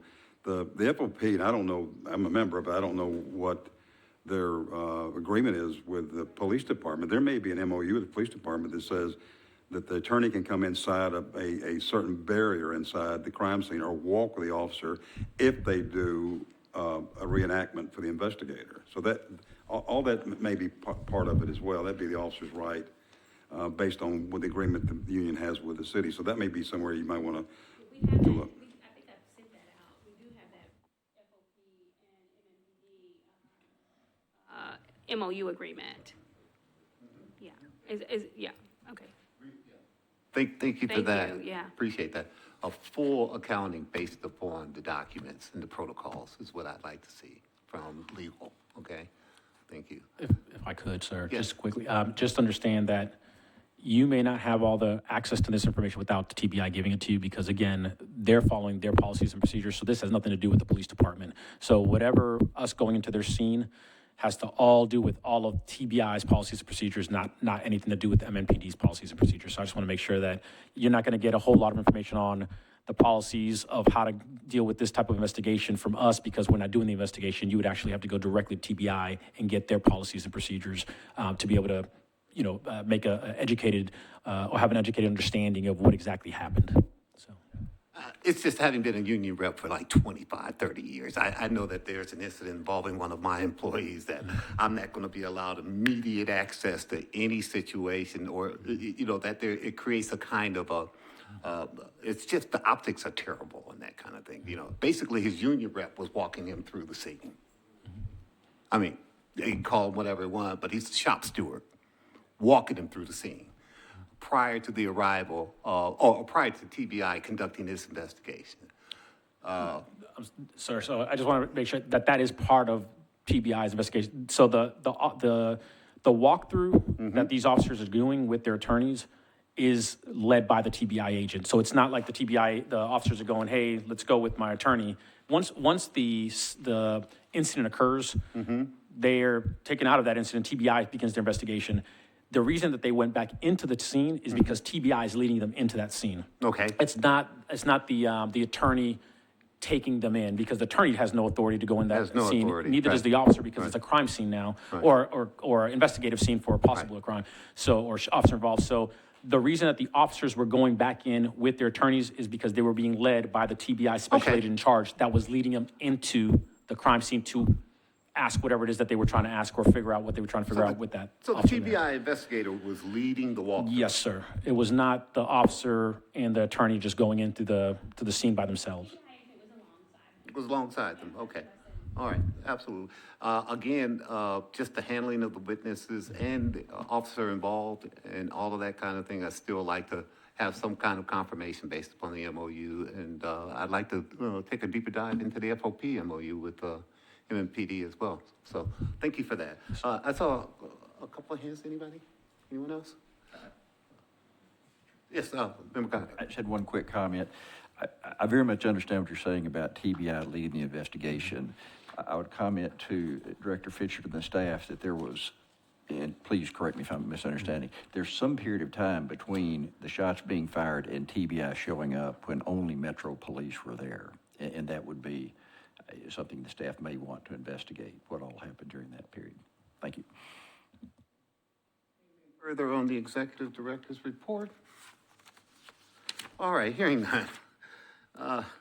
Thank you for your report, very thorough report, thank you. Let's go to the proposed resolutions report. We have two on calendar today. Of course, these are complaints that have been investigated by MNCO staff and are coming before us with a recommendation in terms of a resolutions. Director Fisher.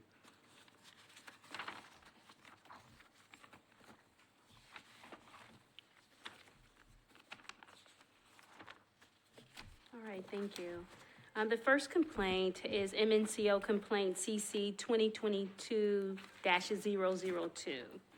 The allegations of misconduct against Officer 1, 2, and 3 are the same.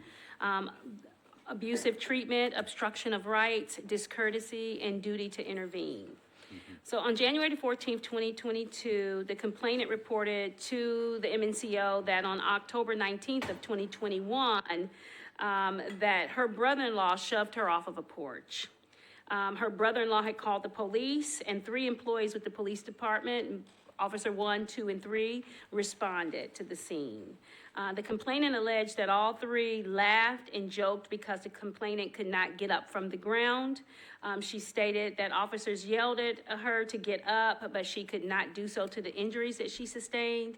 She alleged that officers pulled her up from the ground and roughly handcuffed her shattered left wrist, despite her screaming out in pain.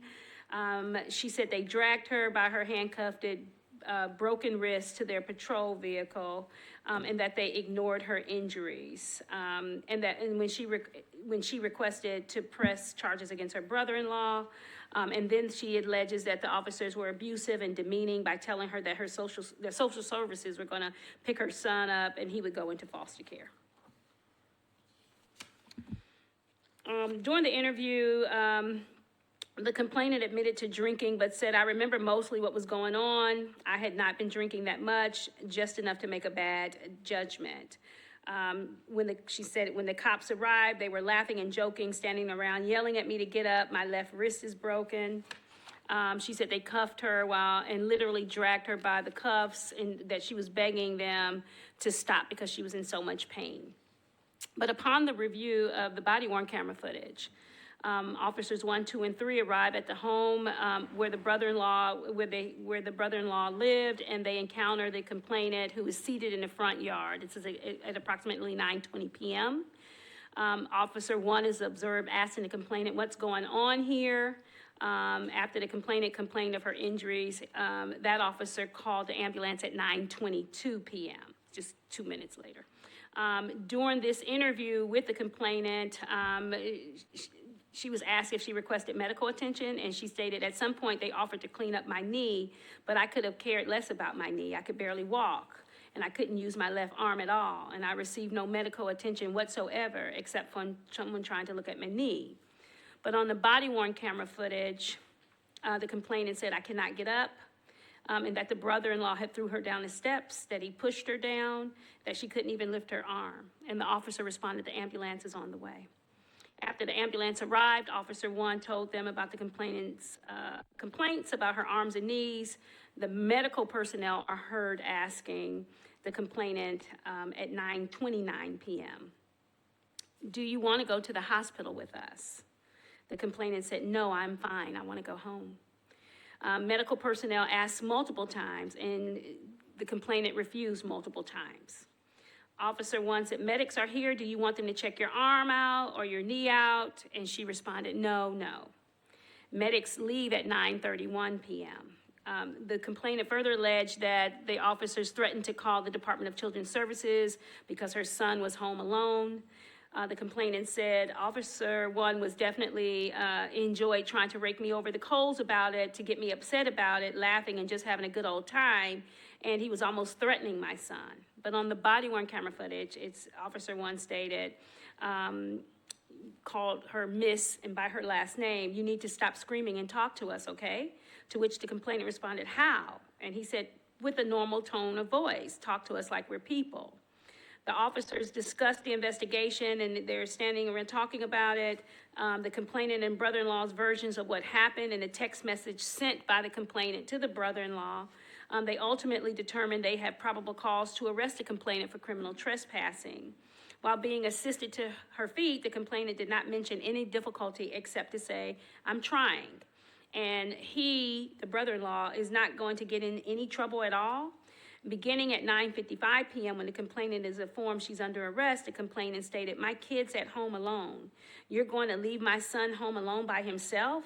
And I know you want to know, I want you to know you're leaving my kid at home by himself. And Officer 1 responded, we'll take care of that if we need to. We'll call DCS if we need to, and the state will take care of him for you.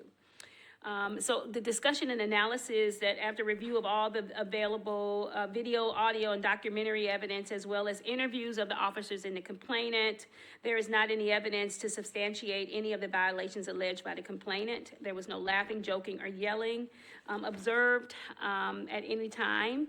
And in contradiction to what the complainant said, the complainant was treated respectfully and courteously at all times, including calling for an ambulance that was ultimately declined by the complainant. And so, in conclusion, the executive director determines after review of all the available evidence that the alleged violations against all 3 officers are unfounded. I will also say that when we contacted the OPA, the complainant had also filed a complaint with them. Their disposition was that it was baseless, and they closed it and documented it as a matter of record. And so that concludes my reading of that particular case. Board discussion.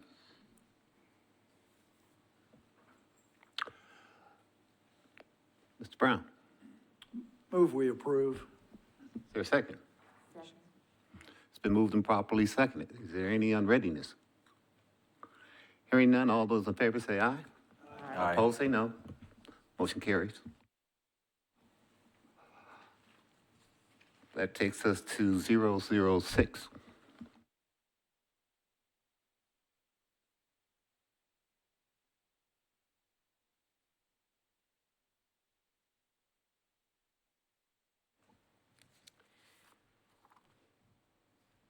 What you have before you, I did give you a copy of this. There are some changes to our conclusion and as well as our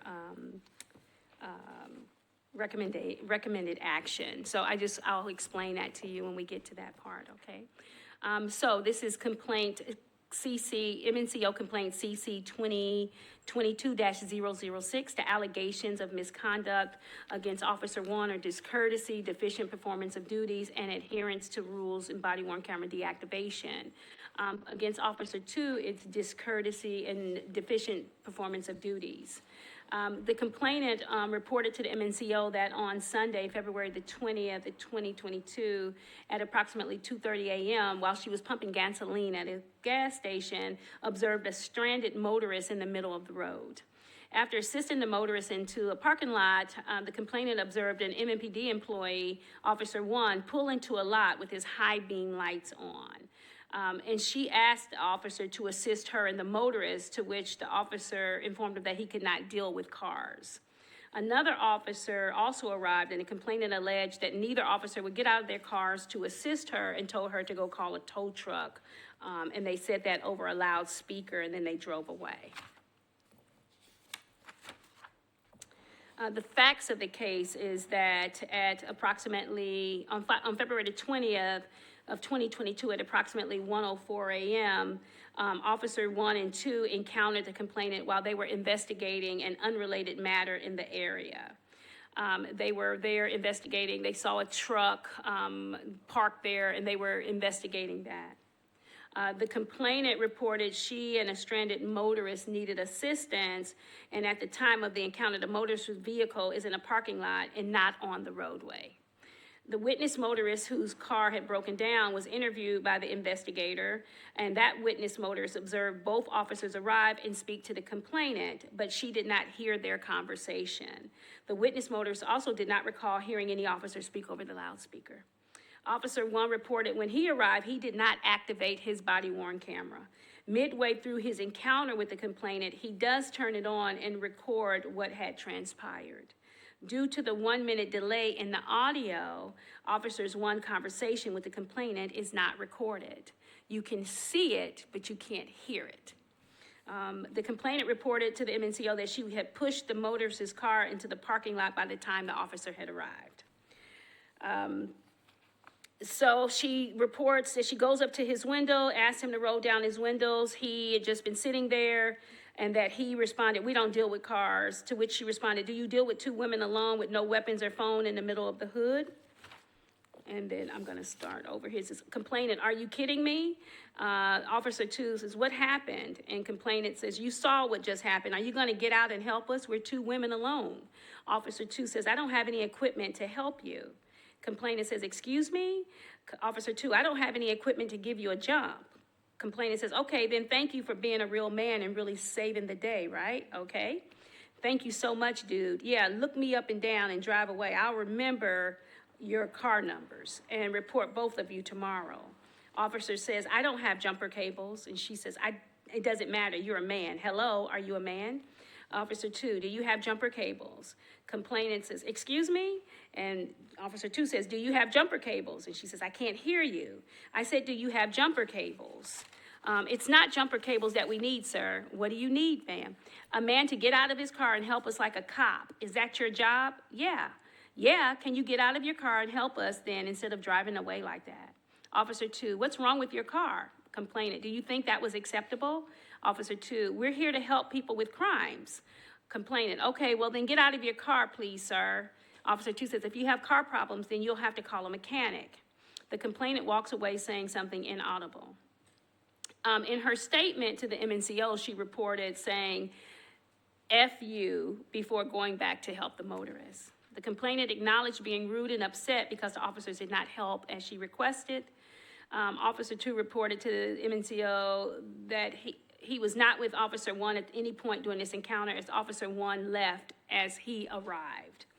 And so the discussion here is Officer 1's initial encounter with the complainant is not recorded. The complainant's alleged acts of discourtesy by Officer 1 during this time period is specifically denied by the officer. A review of the body-worn camera footage that does exist for the officers, it demonstrates appropriate and courteous behavior toward the complainant throughout, whereas the complainant's behavior is rude during what she perceived officers as not doing what they were supposed to do to help her and the other person. And then also, While investigating the alleged violations of courtesy and deficient performance of duties, the MNCO discovered that Officer One's body-worn camera was not activated according to policy. Officer One did, however, activate his camera upon realizing his mistake and self-reporting. I also will note that Officer One had willingly stopped in the area to investigate an unrelated matter at the time of this occurrence, as opposed to being called out by dispatch. All right, and so there was a change here because initially, we found, I'll read the first one. The executive director finds by the preponderance of evidence reviewed that alleged violations of deficient performance of duties against Officer 1 and 2 are unfounded. The alleged violation of courtesy against Officer 2 is unfounded. All of those are correct. However, due to the body-worn camera not being activated, the alleged violation of courtesy against Officer 1 is not sustained. The change here is against Officer 1 and not turning on and activating his body-worn camera footage. And so what I sent you is slightly different than what you had originally. And so what the new allegation and recommended action is against Officer 1, the violation of adherence to rules by way of not activating his body-worn camera is sustained because he did not activate his body-worn camera when he was interacting with this woman and the gentleman that was in the parking lot that he was investigating initially. And so I went back and we reviewed that and had multiple discussions about it.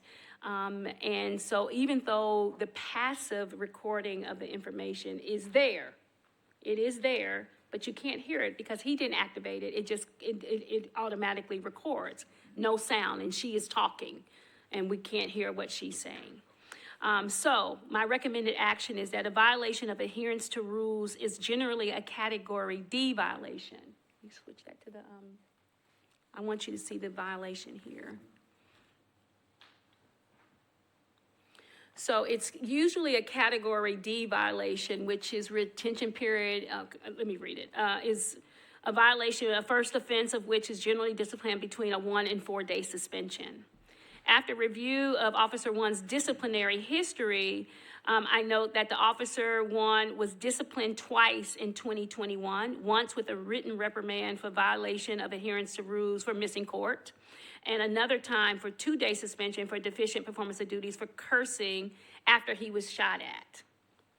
And so when I looked at what the categories were, I recommend that Officer 1's adherence to rules violation be categorized as a Category F violation, which is the lowest, and he be disciplined with a written reprimand for not turning on his body-worn cameras. That deviates from what the recommendation is for that particular violation, because he does make a self-report and a self-correction. But it is important that officers at all times turn on their body-worn camera according to the policy. The policy is that anytime you are investigating anything or have any contact with the public, that you turn on your body-worn camera. And he did not do that. And so that is why I am deviating from Category D to F, because he does make this self-report and realizes that he didn't do it. That will conclude my that case. Board members. I see Mr. Holloway. The body camera was on, but the volume wasn't on. Is that correct? Well, it doesn't record. The first minute does not record. Okay. Well, it probably would have been just great had been on and record everything, you know. So you're really getting out with the idea and looking at his past, his history, you know. So he's getting off light with a recommend. So I can agree with that. Discussion.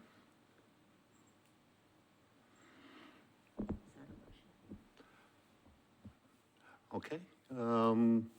If there's no further discussion, all right. Member Hyatt. Director, so this was his second time not adhering to rules? Is that what I heard you say? Yeah, for different things. Okay. So, you know, so the first discipline that he had was a written reprimand for not, missing court. And that happens often, so, you know, they miss court dates and so they get reprimand. The second one was, I guess he used profanity, but at the same time was being shot at, is what it says. And so, yes, though, that was his second time, which those stay on the record because he did get disciplined. I believe it, when I called OPA, let's see. I think it is a 2-year because were they category E's? Or One was a D, one was an E. one was a D, one was an E.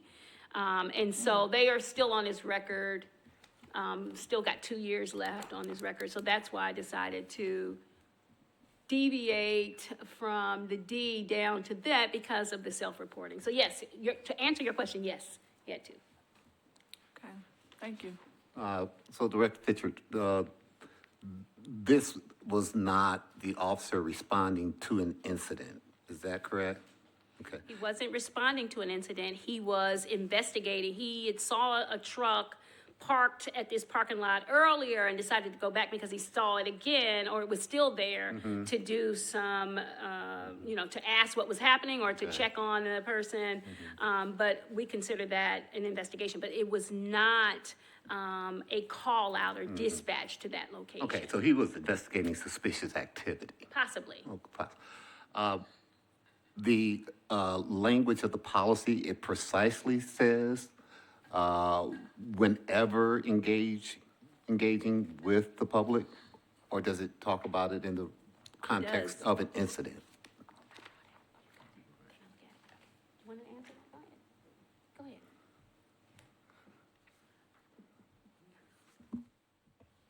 I think the policy could be better, but the policy does say you shall record. There is language here, though, it's not exhaustive, that talks about circumstances preventing the recording, circumstances where if you forget to turn it on, what you do afterwards. In some ways, he did comply with the fail-safes in the policy. That being said, the policy allows for you to turn it off at certain times, to use discretion. Like I said, this could be a policy by exoneration in certain instances where MNPD could do a better job of saying, just keep your body camera on, and we can always filter out what shouldn't be submitted to the public or to the COB for various reasons, but why give you that much discretion to turn it off? Could be a reasonable question to ask. Anyway, yes, he didn't turn it on, he turned it back on when he encountered it. We took into consideration the fact that had he been called to the scene, well, gosh, that would have been maybe more of a alert to him, turn it on. As opposed to, he's driving by, he sees something, he stops, maybe it didn't click as often it should. I don't want to make excuses for the officer. I would just say, we considered what the policy said, what it didn't say, what policy potential for change could be employed, and then also the nature of the allegation that brought us to look at this body camera to begin with, and whether those allegations were in fact founded or not, were unfounded as well. So it does make it clear whenever engaging with the public and not necessarily just responding to an incident. My first time using this microphone.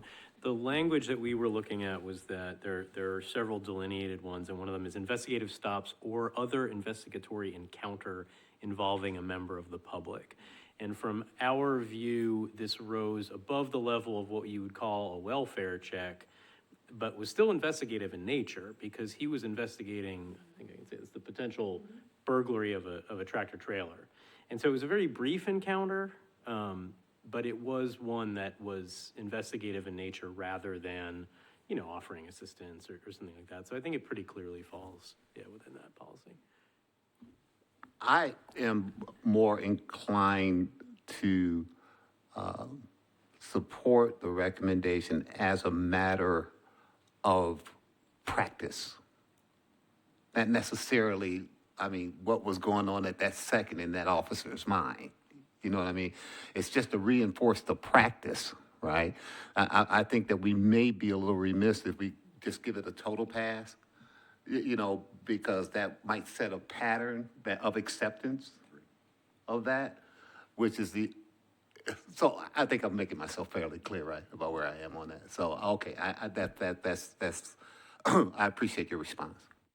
Any other board member? Mr. Williams? No, I don't disagree. I think there has to be a consistent message from us that, turn the camera on. But the officer self-reported. I think this is sergeant's talk. This is a counseling. What I'm amazed at is that he was investigated for cursing after being shot at. I've never heard anything like that in my life. I'm sorry. I just, how do you be a polite target? I've been suspended as a member of the police department myself when I was a member, and I've been shot at. And I can't imagine a supervisor writing you up for. I know you're not supposed to curse. I know you got to be polite, but my Lord, I've never heard anything like that in my life. Sorry, I just have to say that. To first go with Member Hildreth, and then I'll come back to Attorney Young. Thank you, Member Nguyen. As a layperson, I was wondering because and I just do want to go on the record, particularly with the presentation we had from Trulio at the beginning.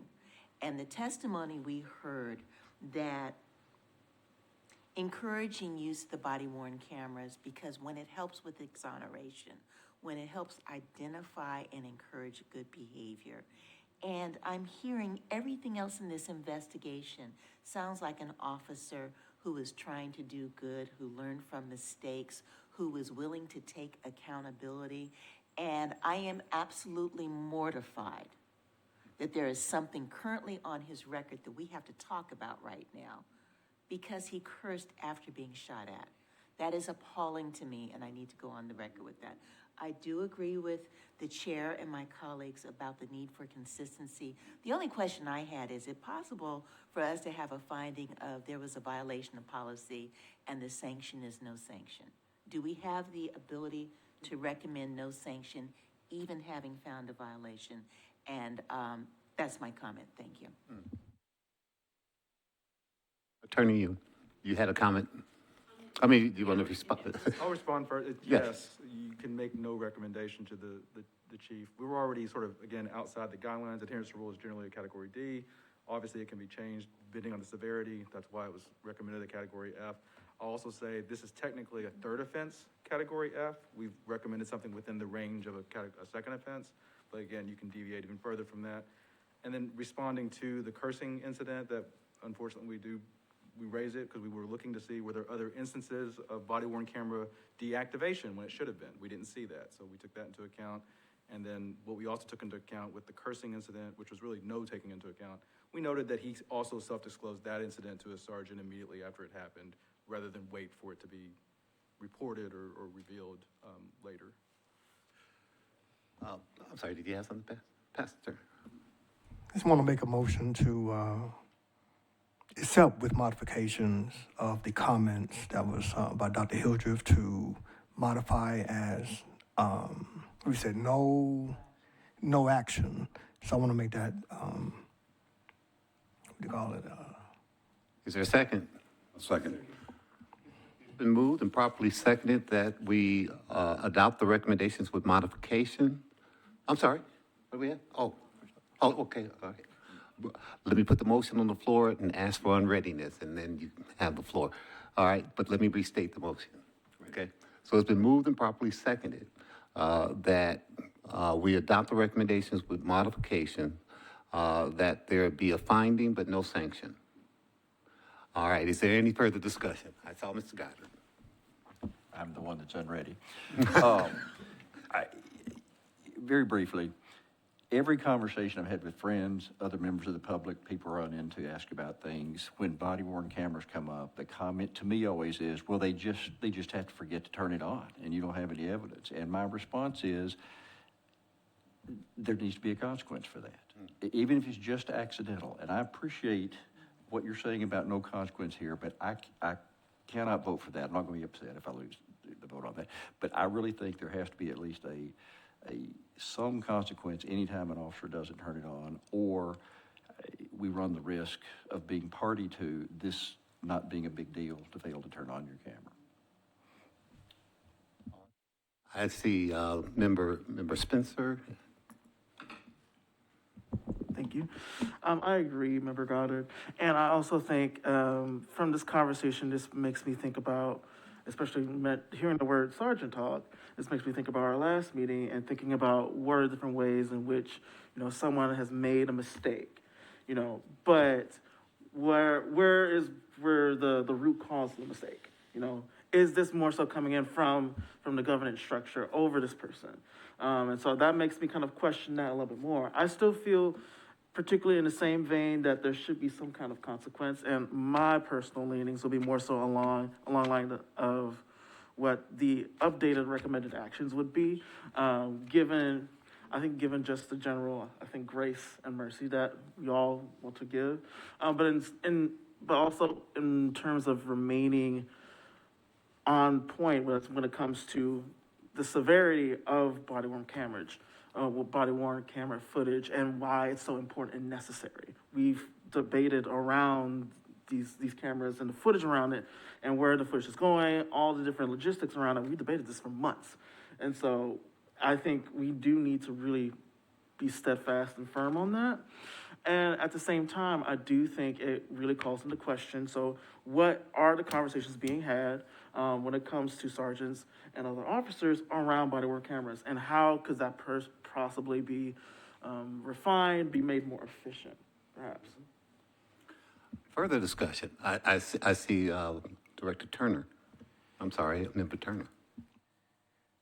I want to go on record to say that we need to, however we get or need to do it, that policy of body-worn cameras needs to be more clear. And I'm on the side of just saying, anytime you interact with the public, just turn it on to make it clear. It's too much, maybe this, maybe that. It's just really confusing. That confused me of when to turn it on. And so I don't know how we do it, or to make a recommendation to change that policy, just to say, anytime you interact with the public, turn the camera on. And so I just want to go down on record on that we have to get to that point. So it won't be no ifs, ands, or buts, so that we can, in times like this, to say, okay, that there is a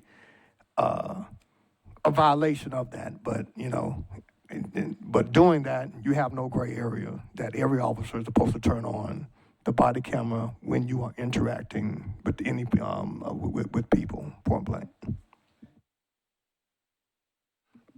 Member Spencer. And I've been sitting here, I was thinking for a moment, I was thinking as well that perhaps this could be something that we also speak with the chief about, and perhaps a formalized letter, and talking about how do we address this policy, given how critical these conversations have been over the past few months, and I think getting closer and closer to a year, if I'm correct. And also thinking about this incident really internally for me has been thinking about, okay, well, there's so many things that do go unsaid, that do go unnoticed. And so, again, really hounding on that this is something very serious that we should be really thinking about in terms of consequence.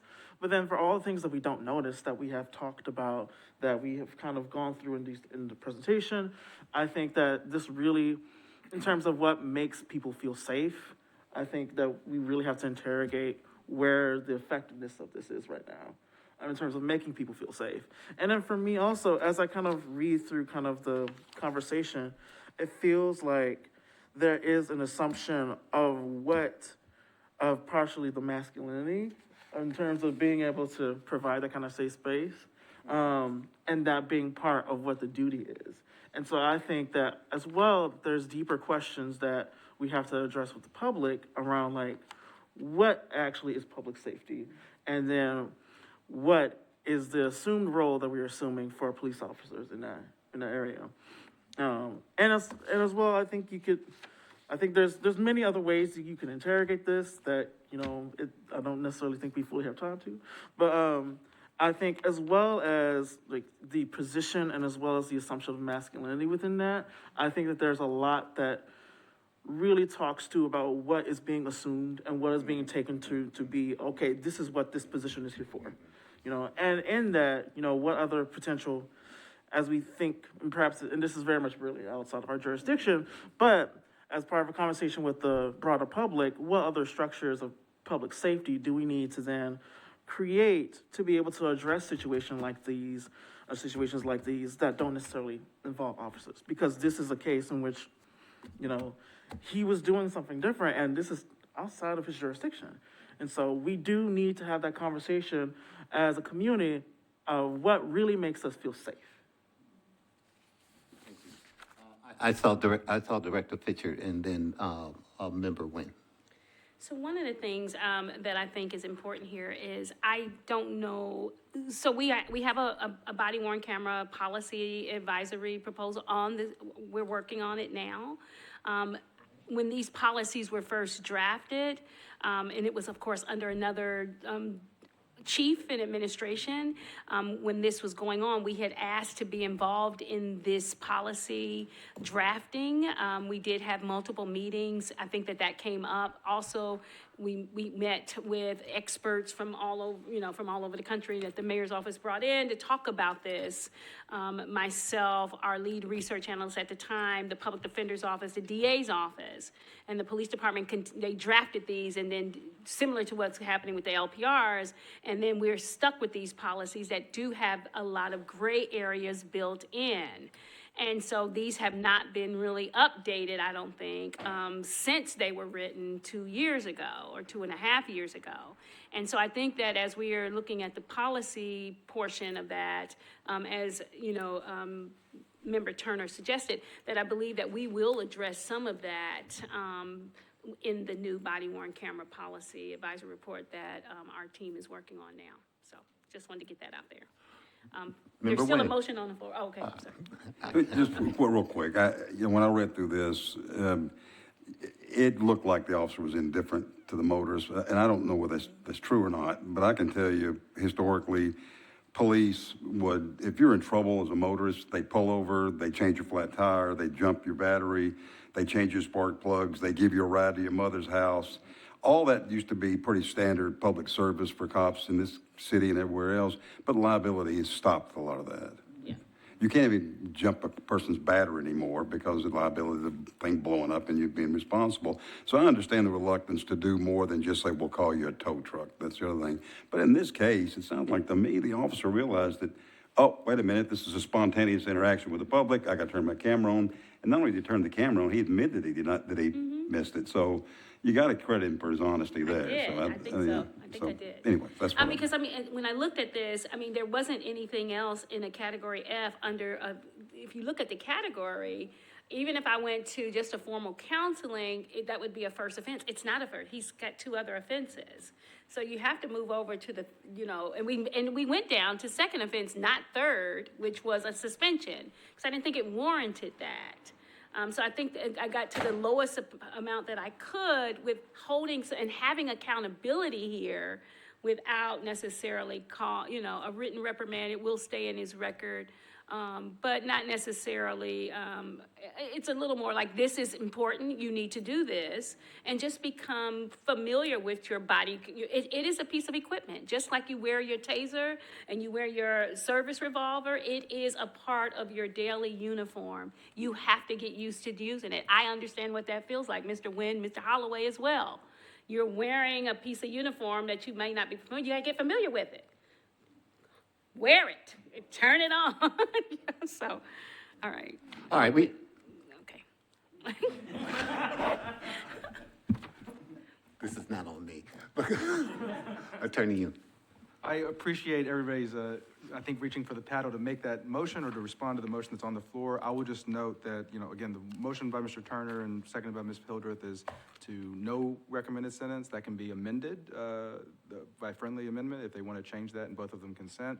That can be withdrawn and a new motion can be made, or it can be voted on and we can find out.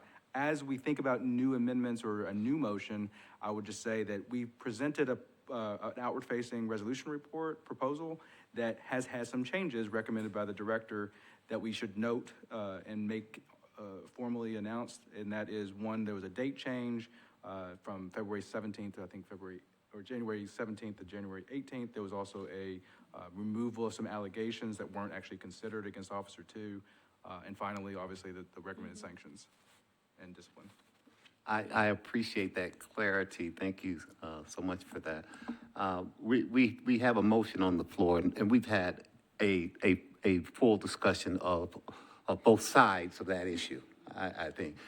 Please note that if you vote yes on this motion, that it will be a recommendation to, or it will, the recommendation will include no sanction, okay? If the vote fails, then we'll entertain another motion. But at this time, we have a motion on the floor that we're going to adjudicate. So is everyone clear on the motion? Okay. All right. So, yes, sir, Ms. Holloway. No sanction, so a reprimand would be no sanction, No, that would no reprimand. It would be, if you vote yes, there's no reprimand. Thank you for that question, okay? All right. All those in favor of the motion, let it be known by the sign aye. Opposed, say no. No. Motion fails. Is there another motion on the floor? I'd like to make a motion to accept the director's recommendation of category F, second offense, which is a written reprimand to 2-day suspension. Is there a second? To accept the recommendation as presented by the executive director, is there a second? Second. It's been moved and properly seconded. Is there any further unreadiness? Hearing none. All those in favor of the motion say aye. Aye. Opposed, say no. Motion carries. Thank you for that discussion, and we are into hour 3, aren't we? But you know what? I appreciate everybody's energy. It's great. I'm sorry, Member Hilder. Thank you, Mr. Chair. I have a process observation on this PRR that I'd like to note. First of all, I'd like to commend. I love that. I'd like to commend staff for adding the timeline. The timeline is brilliant. I'm just going to be very economical with my observation here that the timeline, the complaint received February 20th, 2022, and then if we're going to factor reality in, we know that for many of us, the world kind of stops in October and picks up again in January for so many reasons. So if we do that, the time from January to October 6th, when the investigative report draft was done, was 8 months. And one of the sort of central questions that we've been asking, I know, for at least maybe 2 years now, when we first had the horrible backlog, is what would a normal time be to get to? And I wish Member Brown was in the room because he's been big on this. We knew a 2-year lag was too much, but we didn't have enough experience to know what is a good normal. Is it 6 months? Is it 8 months? I don't know. I feel that by doing the process work of putting out this, we have a small researchers, you only have an N of 1 right here. I got that. But maybe this is a place to begin watching that number, because you might be getting close to getting the answer to what a reasonable time frame is now, against which you will be in the future talking about whether you're falling behind reasonable or whether you're on par. So thank you for that. Great, fantastic. And can I add one thing? One of the things that I asked today from the investigators regarding their requests for records and the amount of time, sometimes, and Mr. Yoon can speak to this, that we ask for records, we get that set of body-worn camera footage, then we have to ask again for other pieces and other things. And so that timeline is not on here where we have asked, especially in the first case, in the first case that I did, we asked for multiple pieces of, because they were sending, this amount. And so that timeline is when we first asked, but there was maybe 2 additional asks of body-worn camera footage. And so we're gonna work on that to make certain that that is documented in these reports as well. Okay, that takes us into the next item. I'm sorry, you're good? Okay. All right, policy advisory report proposal, sexual misconduct, Gavin Crowell Williamson.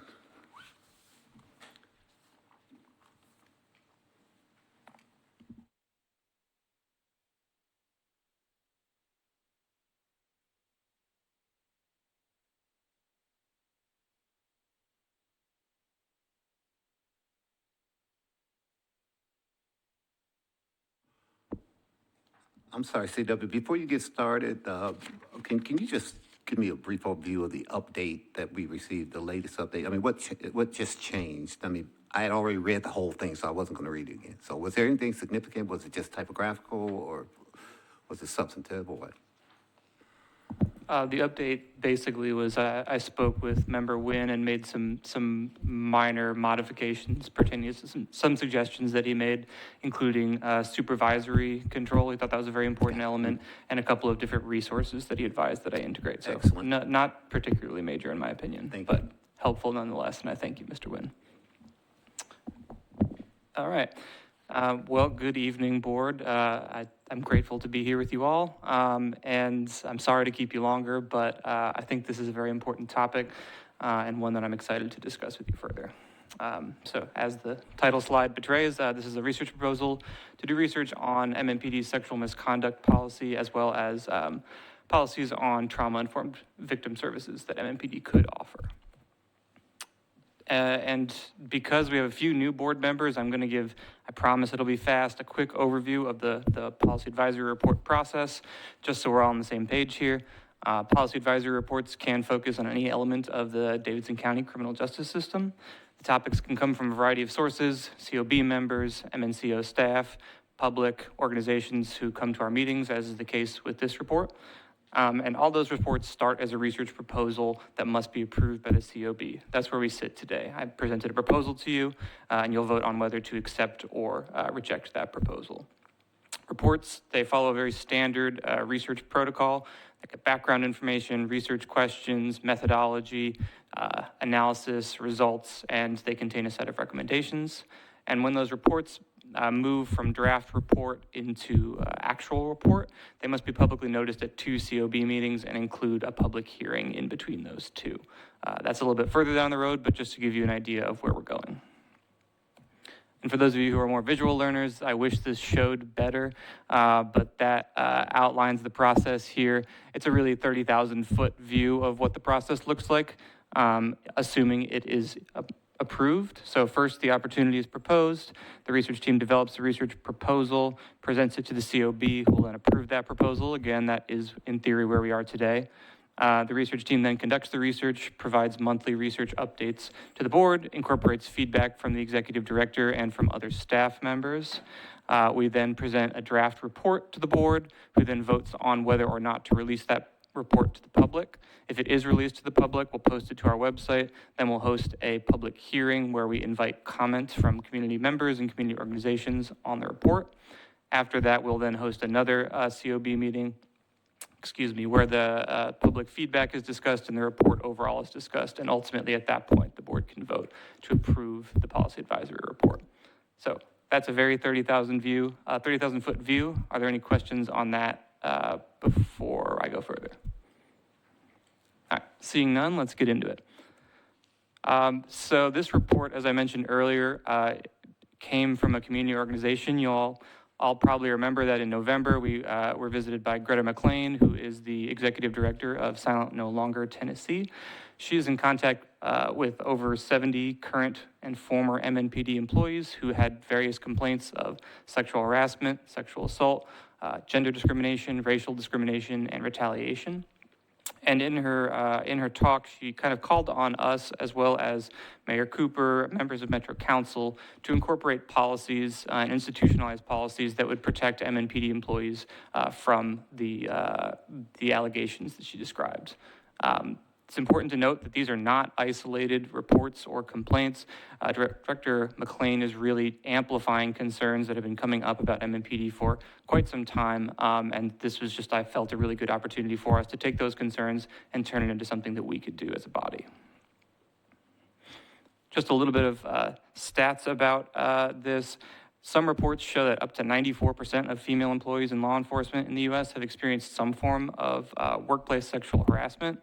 That usually comes in the form of unwanted commentary or verbal harassment. But despite that, only like 15 or 20% of those individuals actually end up reporting or filing formal complaints about that harassment. There's a number of reasons for that. People often report a fear of retaliation. They report that they don't think anything will be done with their complaint, and themselves sometimes categorize the behavior as not particularly serious and not warranting a complaint. Unsurprisingly, though, these, regardless of whether people perceive it to be serious, this sorts of behavior has tons of effects on the individual, whether that be personally, whether that be professionally. I could give the whole laundry list, but anxiety, depression, job stress, job performance, job satisfaction, the list kind of goes on.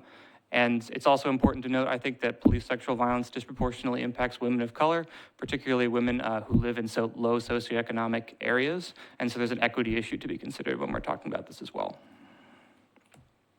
In response to this, there has been a lot of chatter about it. Organizations kind of across the spectrum. You can see here on the slide, organizations like the International Association of Chiefs of Police, End Violence Against Women International, and the Department of Justice have all kind of issued guidelines and policy to protect employees against, or police employees against sexual assault and harassment.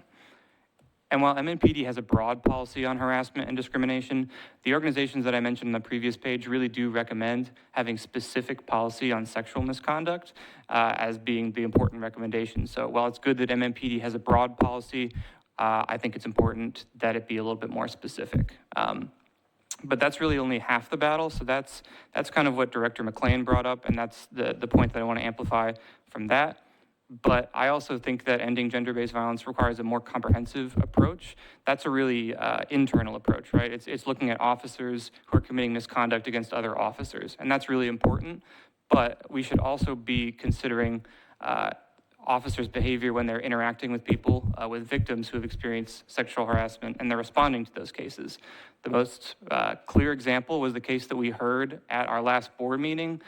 There was basically a complainant who came in and was alleging that MNPD did not have a trauma-informed response to a victim of a sexual assault. So that's kind of the external component, and I think that a good policy on sexual misconduct would address both those elements.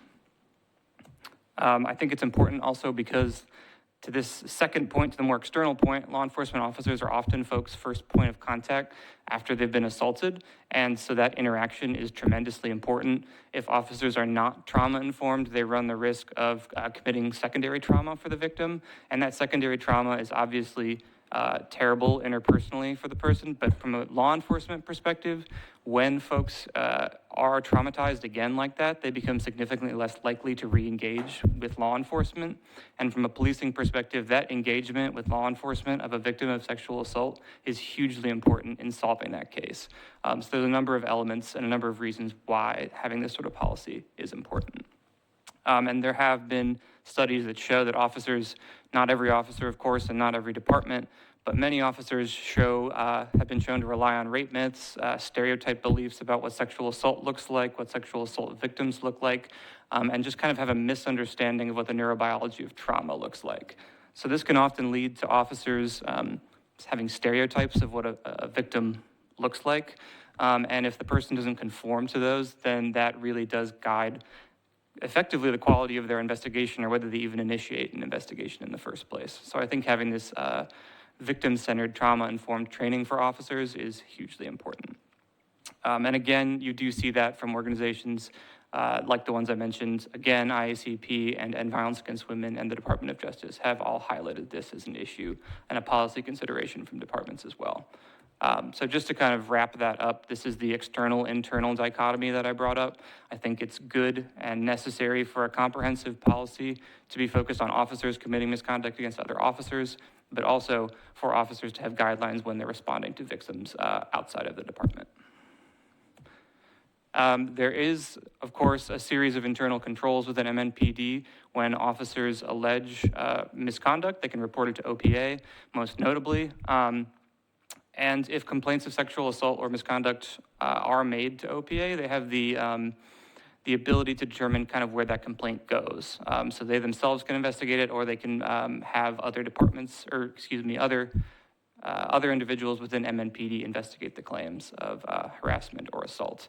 And in fact, MNPD's policy on harassment and discrimination outlines that you can report it to any number of channels. You can report it to OPA, to your supervisor, to the HR division commander, to the chief of police, or to the Metro Equal Employment Opportunity Coordinator.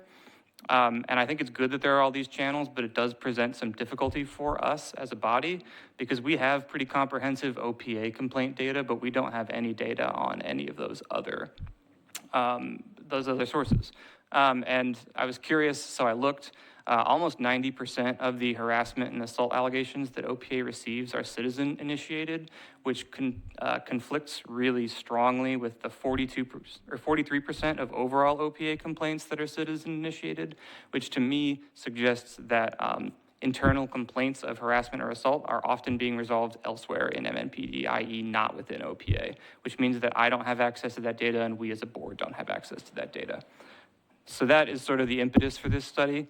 I'm going to go through this part pretty quickly, I think, because I've gone on long enough. But the study really is going to be aiming to provide an in-depth analysis of their misconduct policy, the misconduct of current and former officers, and the accountability mechanisms in place to hold officers accountable for their behavior, as well as doing an evaluation of the training that officers receive on victim-centered, trauma-informed response. That's, again, that internal-external dichotomy.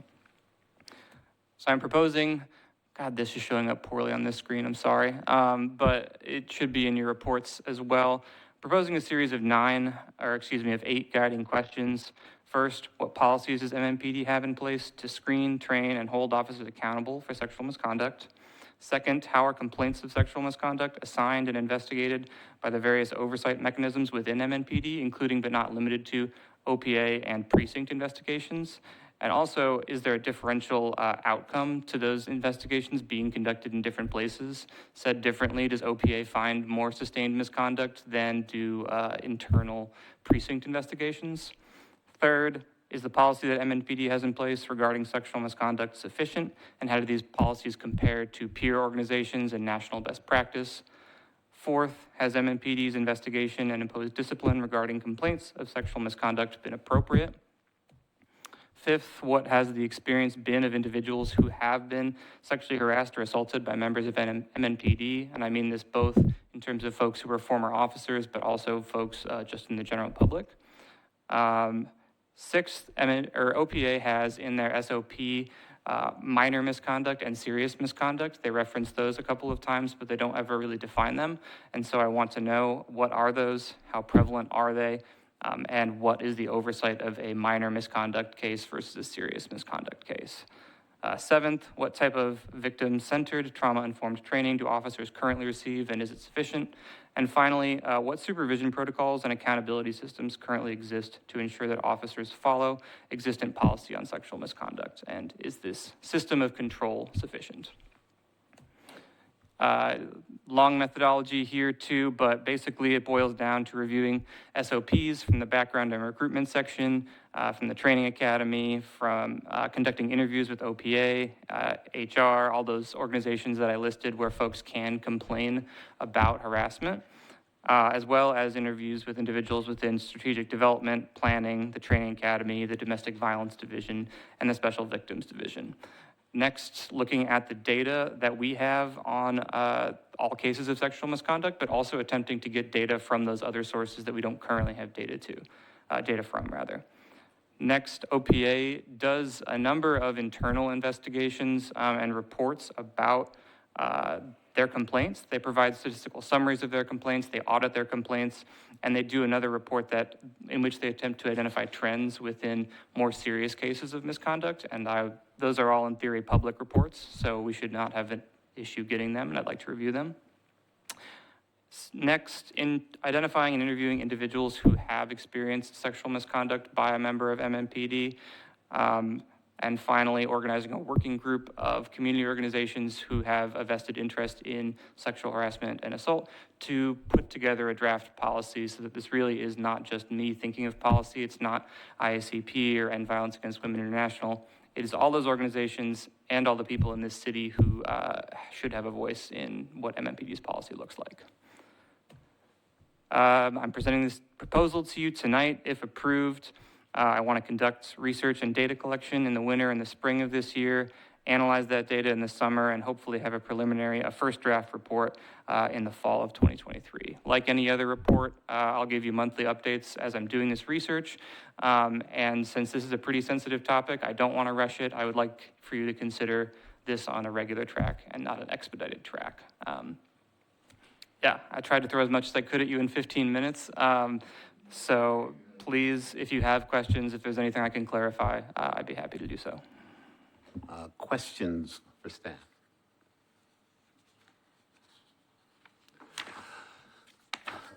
Gavin? I'm sorry. Mr. Wynn. Not a question. It's a really nice report if Yes. you haven't read through it. Yes. And it's got a lot of bridge stuff to it. I mean, this has got connective tissue to a lot of things: retention, training, reputation, liability, ethics. This has got some deep roots, and I think Gavin has got that. And real quick, it's just an example of what he's talking about. If you've been watching the news, what happened in Laverne, they fired 5 officers. And they were, well, you just have to check the news about what happened, but that's sexual misconduct. That's the big unknown for policing around the country. So you're on the right track, Gavin. So thank you for the work you've done on it so far. I appreciate that. Thank you. This is, oh, go ahead. This is something that's been long needed for the police department here in Nashville. There's been a track record where people has been involved in situations with high-ranking officials, but they were afraid of their job, so they tolerated it. They went along with it, but it really wasn't wanted. And if you didn't want it, then they found a way to weed you out. And this is a known fact. I've seen it from my own eye. And so we've been needing this for a long time. And it was so disrespectful, they did it in front of people, and it didn't matter who they did it in front of. And so, and some of these people was married. It didn't matter because of their position they had, whether they were rank and file or what. You know, they did what they wanted to do and did what they could get by with. Long overdue. And I think we need to go forward with it. Member Turner. Yes, sir. As regards to the public, I think there should be some type of policy that when an officer goes to an incident of sexual misconduct or domestic or sexual abuse, those types of things, that some type of agency needs to go along with them. I don't know if the ones that's listed, the YWCA, their work, and the work of SAC, to say, just like how we have a mental health kind of department or precinct downtown, that I think some type of policy that when those calls come out, these agencies need to be funded or begin those kind of conversations to say, can, you know, to be also kind of like a crisis, you know, mobile unit for that to come out. And if it's with the mental health, when suicide happens or the attempted suicide, those things happen, and we send mobile units. I don't know if they're capable. That's something I don't know, but I think something like that needs to happen. Second, I do want to state is piggybacking on the Laverne incident and Memphis, that we kind of see. I was going to say it to the end, but go ahead and say it now. On this particular incident, I can't say it's a shame, but when you have a neighboring smaller city that is doing more progressive, I would say, I'm not saying policing, but just take those types of things serious when around sexual misconduct. The Memphis swift action, it wasn't no question, it wasn't no suspension, it was swift action of firing officers when police shooting. And I hope we get to that point, or find the leadership with that courage to do those types of things. I mean, these were very swift actions. It was no on Memphis and in Laverne. So I hope we get to that point. In Nashville, as we call ourselves the IT city, that we can't let, in my opinion, you're gonna let a neighboring county smaller than our city do those, you know, have that courage and to have swift action. I just feel we need to definitely do better and have the leadership that really is serious about accountability and transparency in their police force. Right there. Anything further? Hearing none, do I have a motion to accept the recommendation on the proposed policy advisory report? It's been moved and properly seconded. Is there any further discussion? If not, call for the vote. All those in favor say aye. Aye. Opposed, say no. Excellent. Thank you very much. Appreciate that. Next item.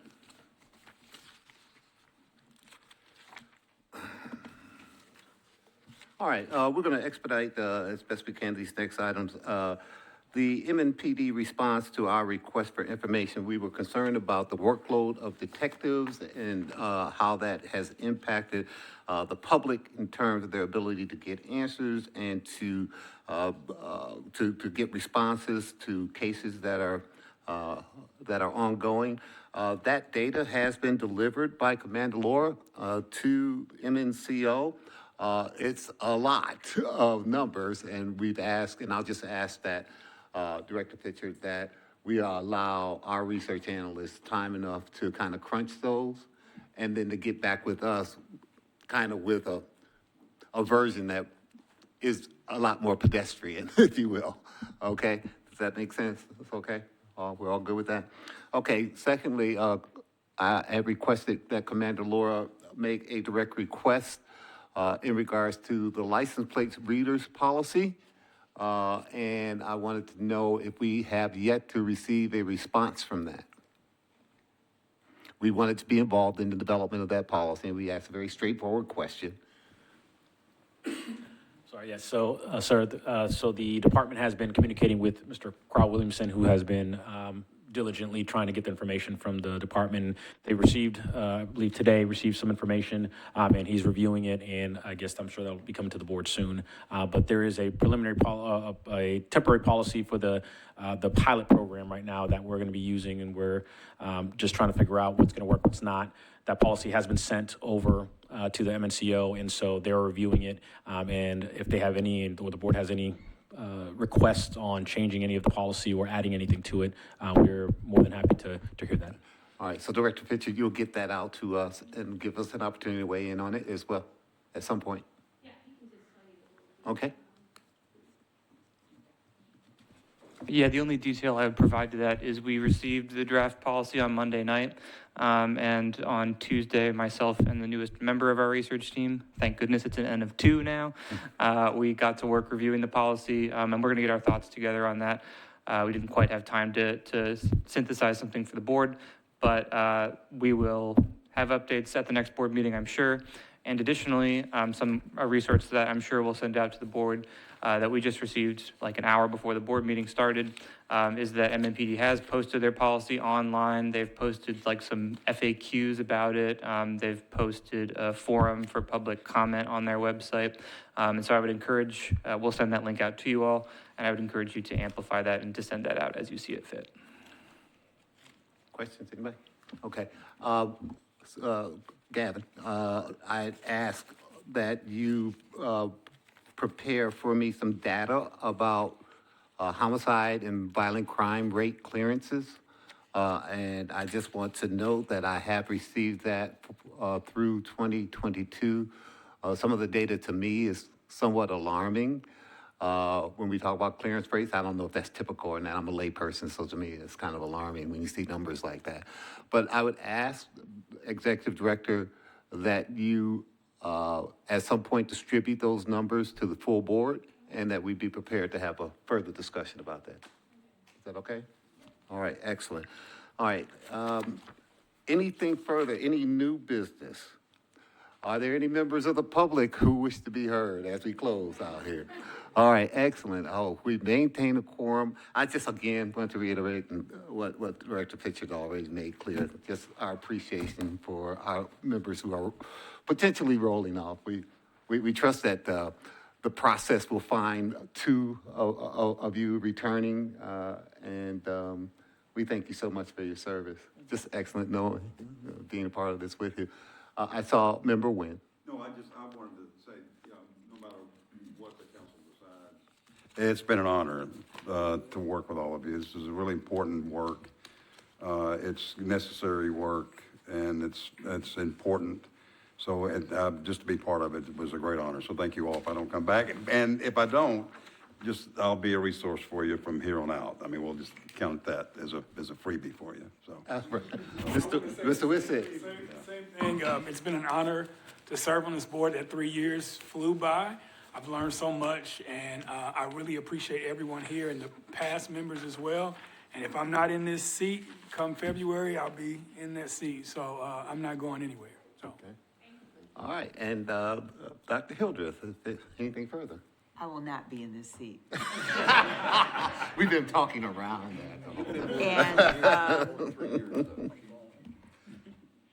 I hope I said most of it on the record for the last 4.5 years. What the words will never be able to say is what it means to sit here among each and every one of you, those I've been sitting with for a while, and those who we've only shared a couple of meetings. It means so much to see continuity and vibrancy, because it means that, and I want to look directly into the camera, wherever the camera is, that we are doing this for you. We are doing this with you. We are doing this because of you, and who we are as a community. We are a community that needs to find ways to be safe, to define what safety is. We are a community that believes in accountability, holding ourselves accountable as we learn and grow and perfect our practices, as we work across distance to continue to do that, as we affirm that we have an absolute right and responsibility to be a we, and that we won't stop doing that. And so it doesn't matter what seats we're in or what seats change or absent. It has just been a blessing and an honor to be a part of this week. So thank you. I am motion to adjourn. So moved. No second required.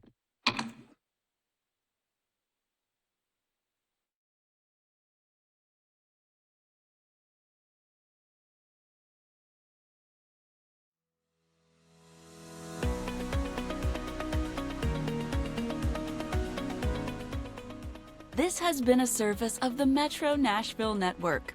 If you would like to see this presentation again, or for more information on this and other programs, visit nashville.gov.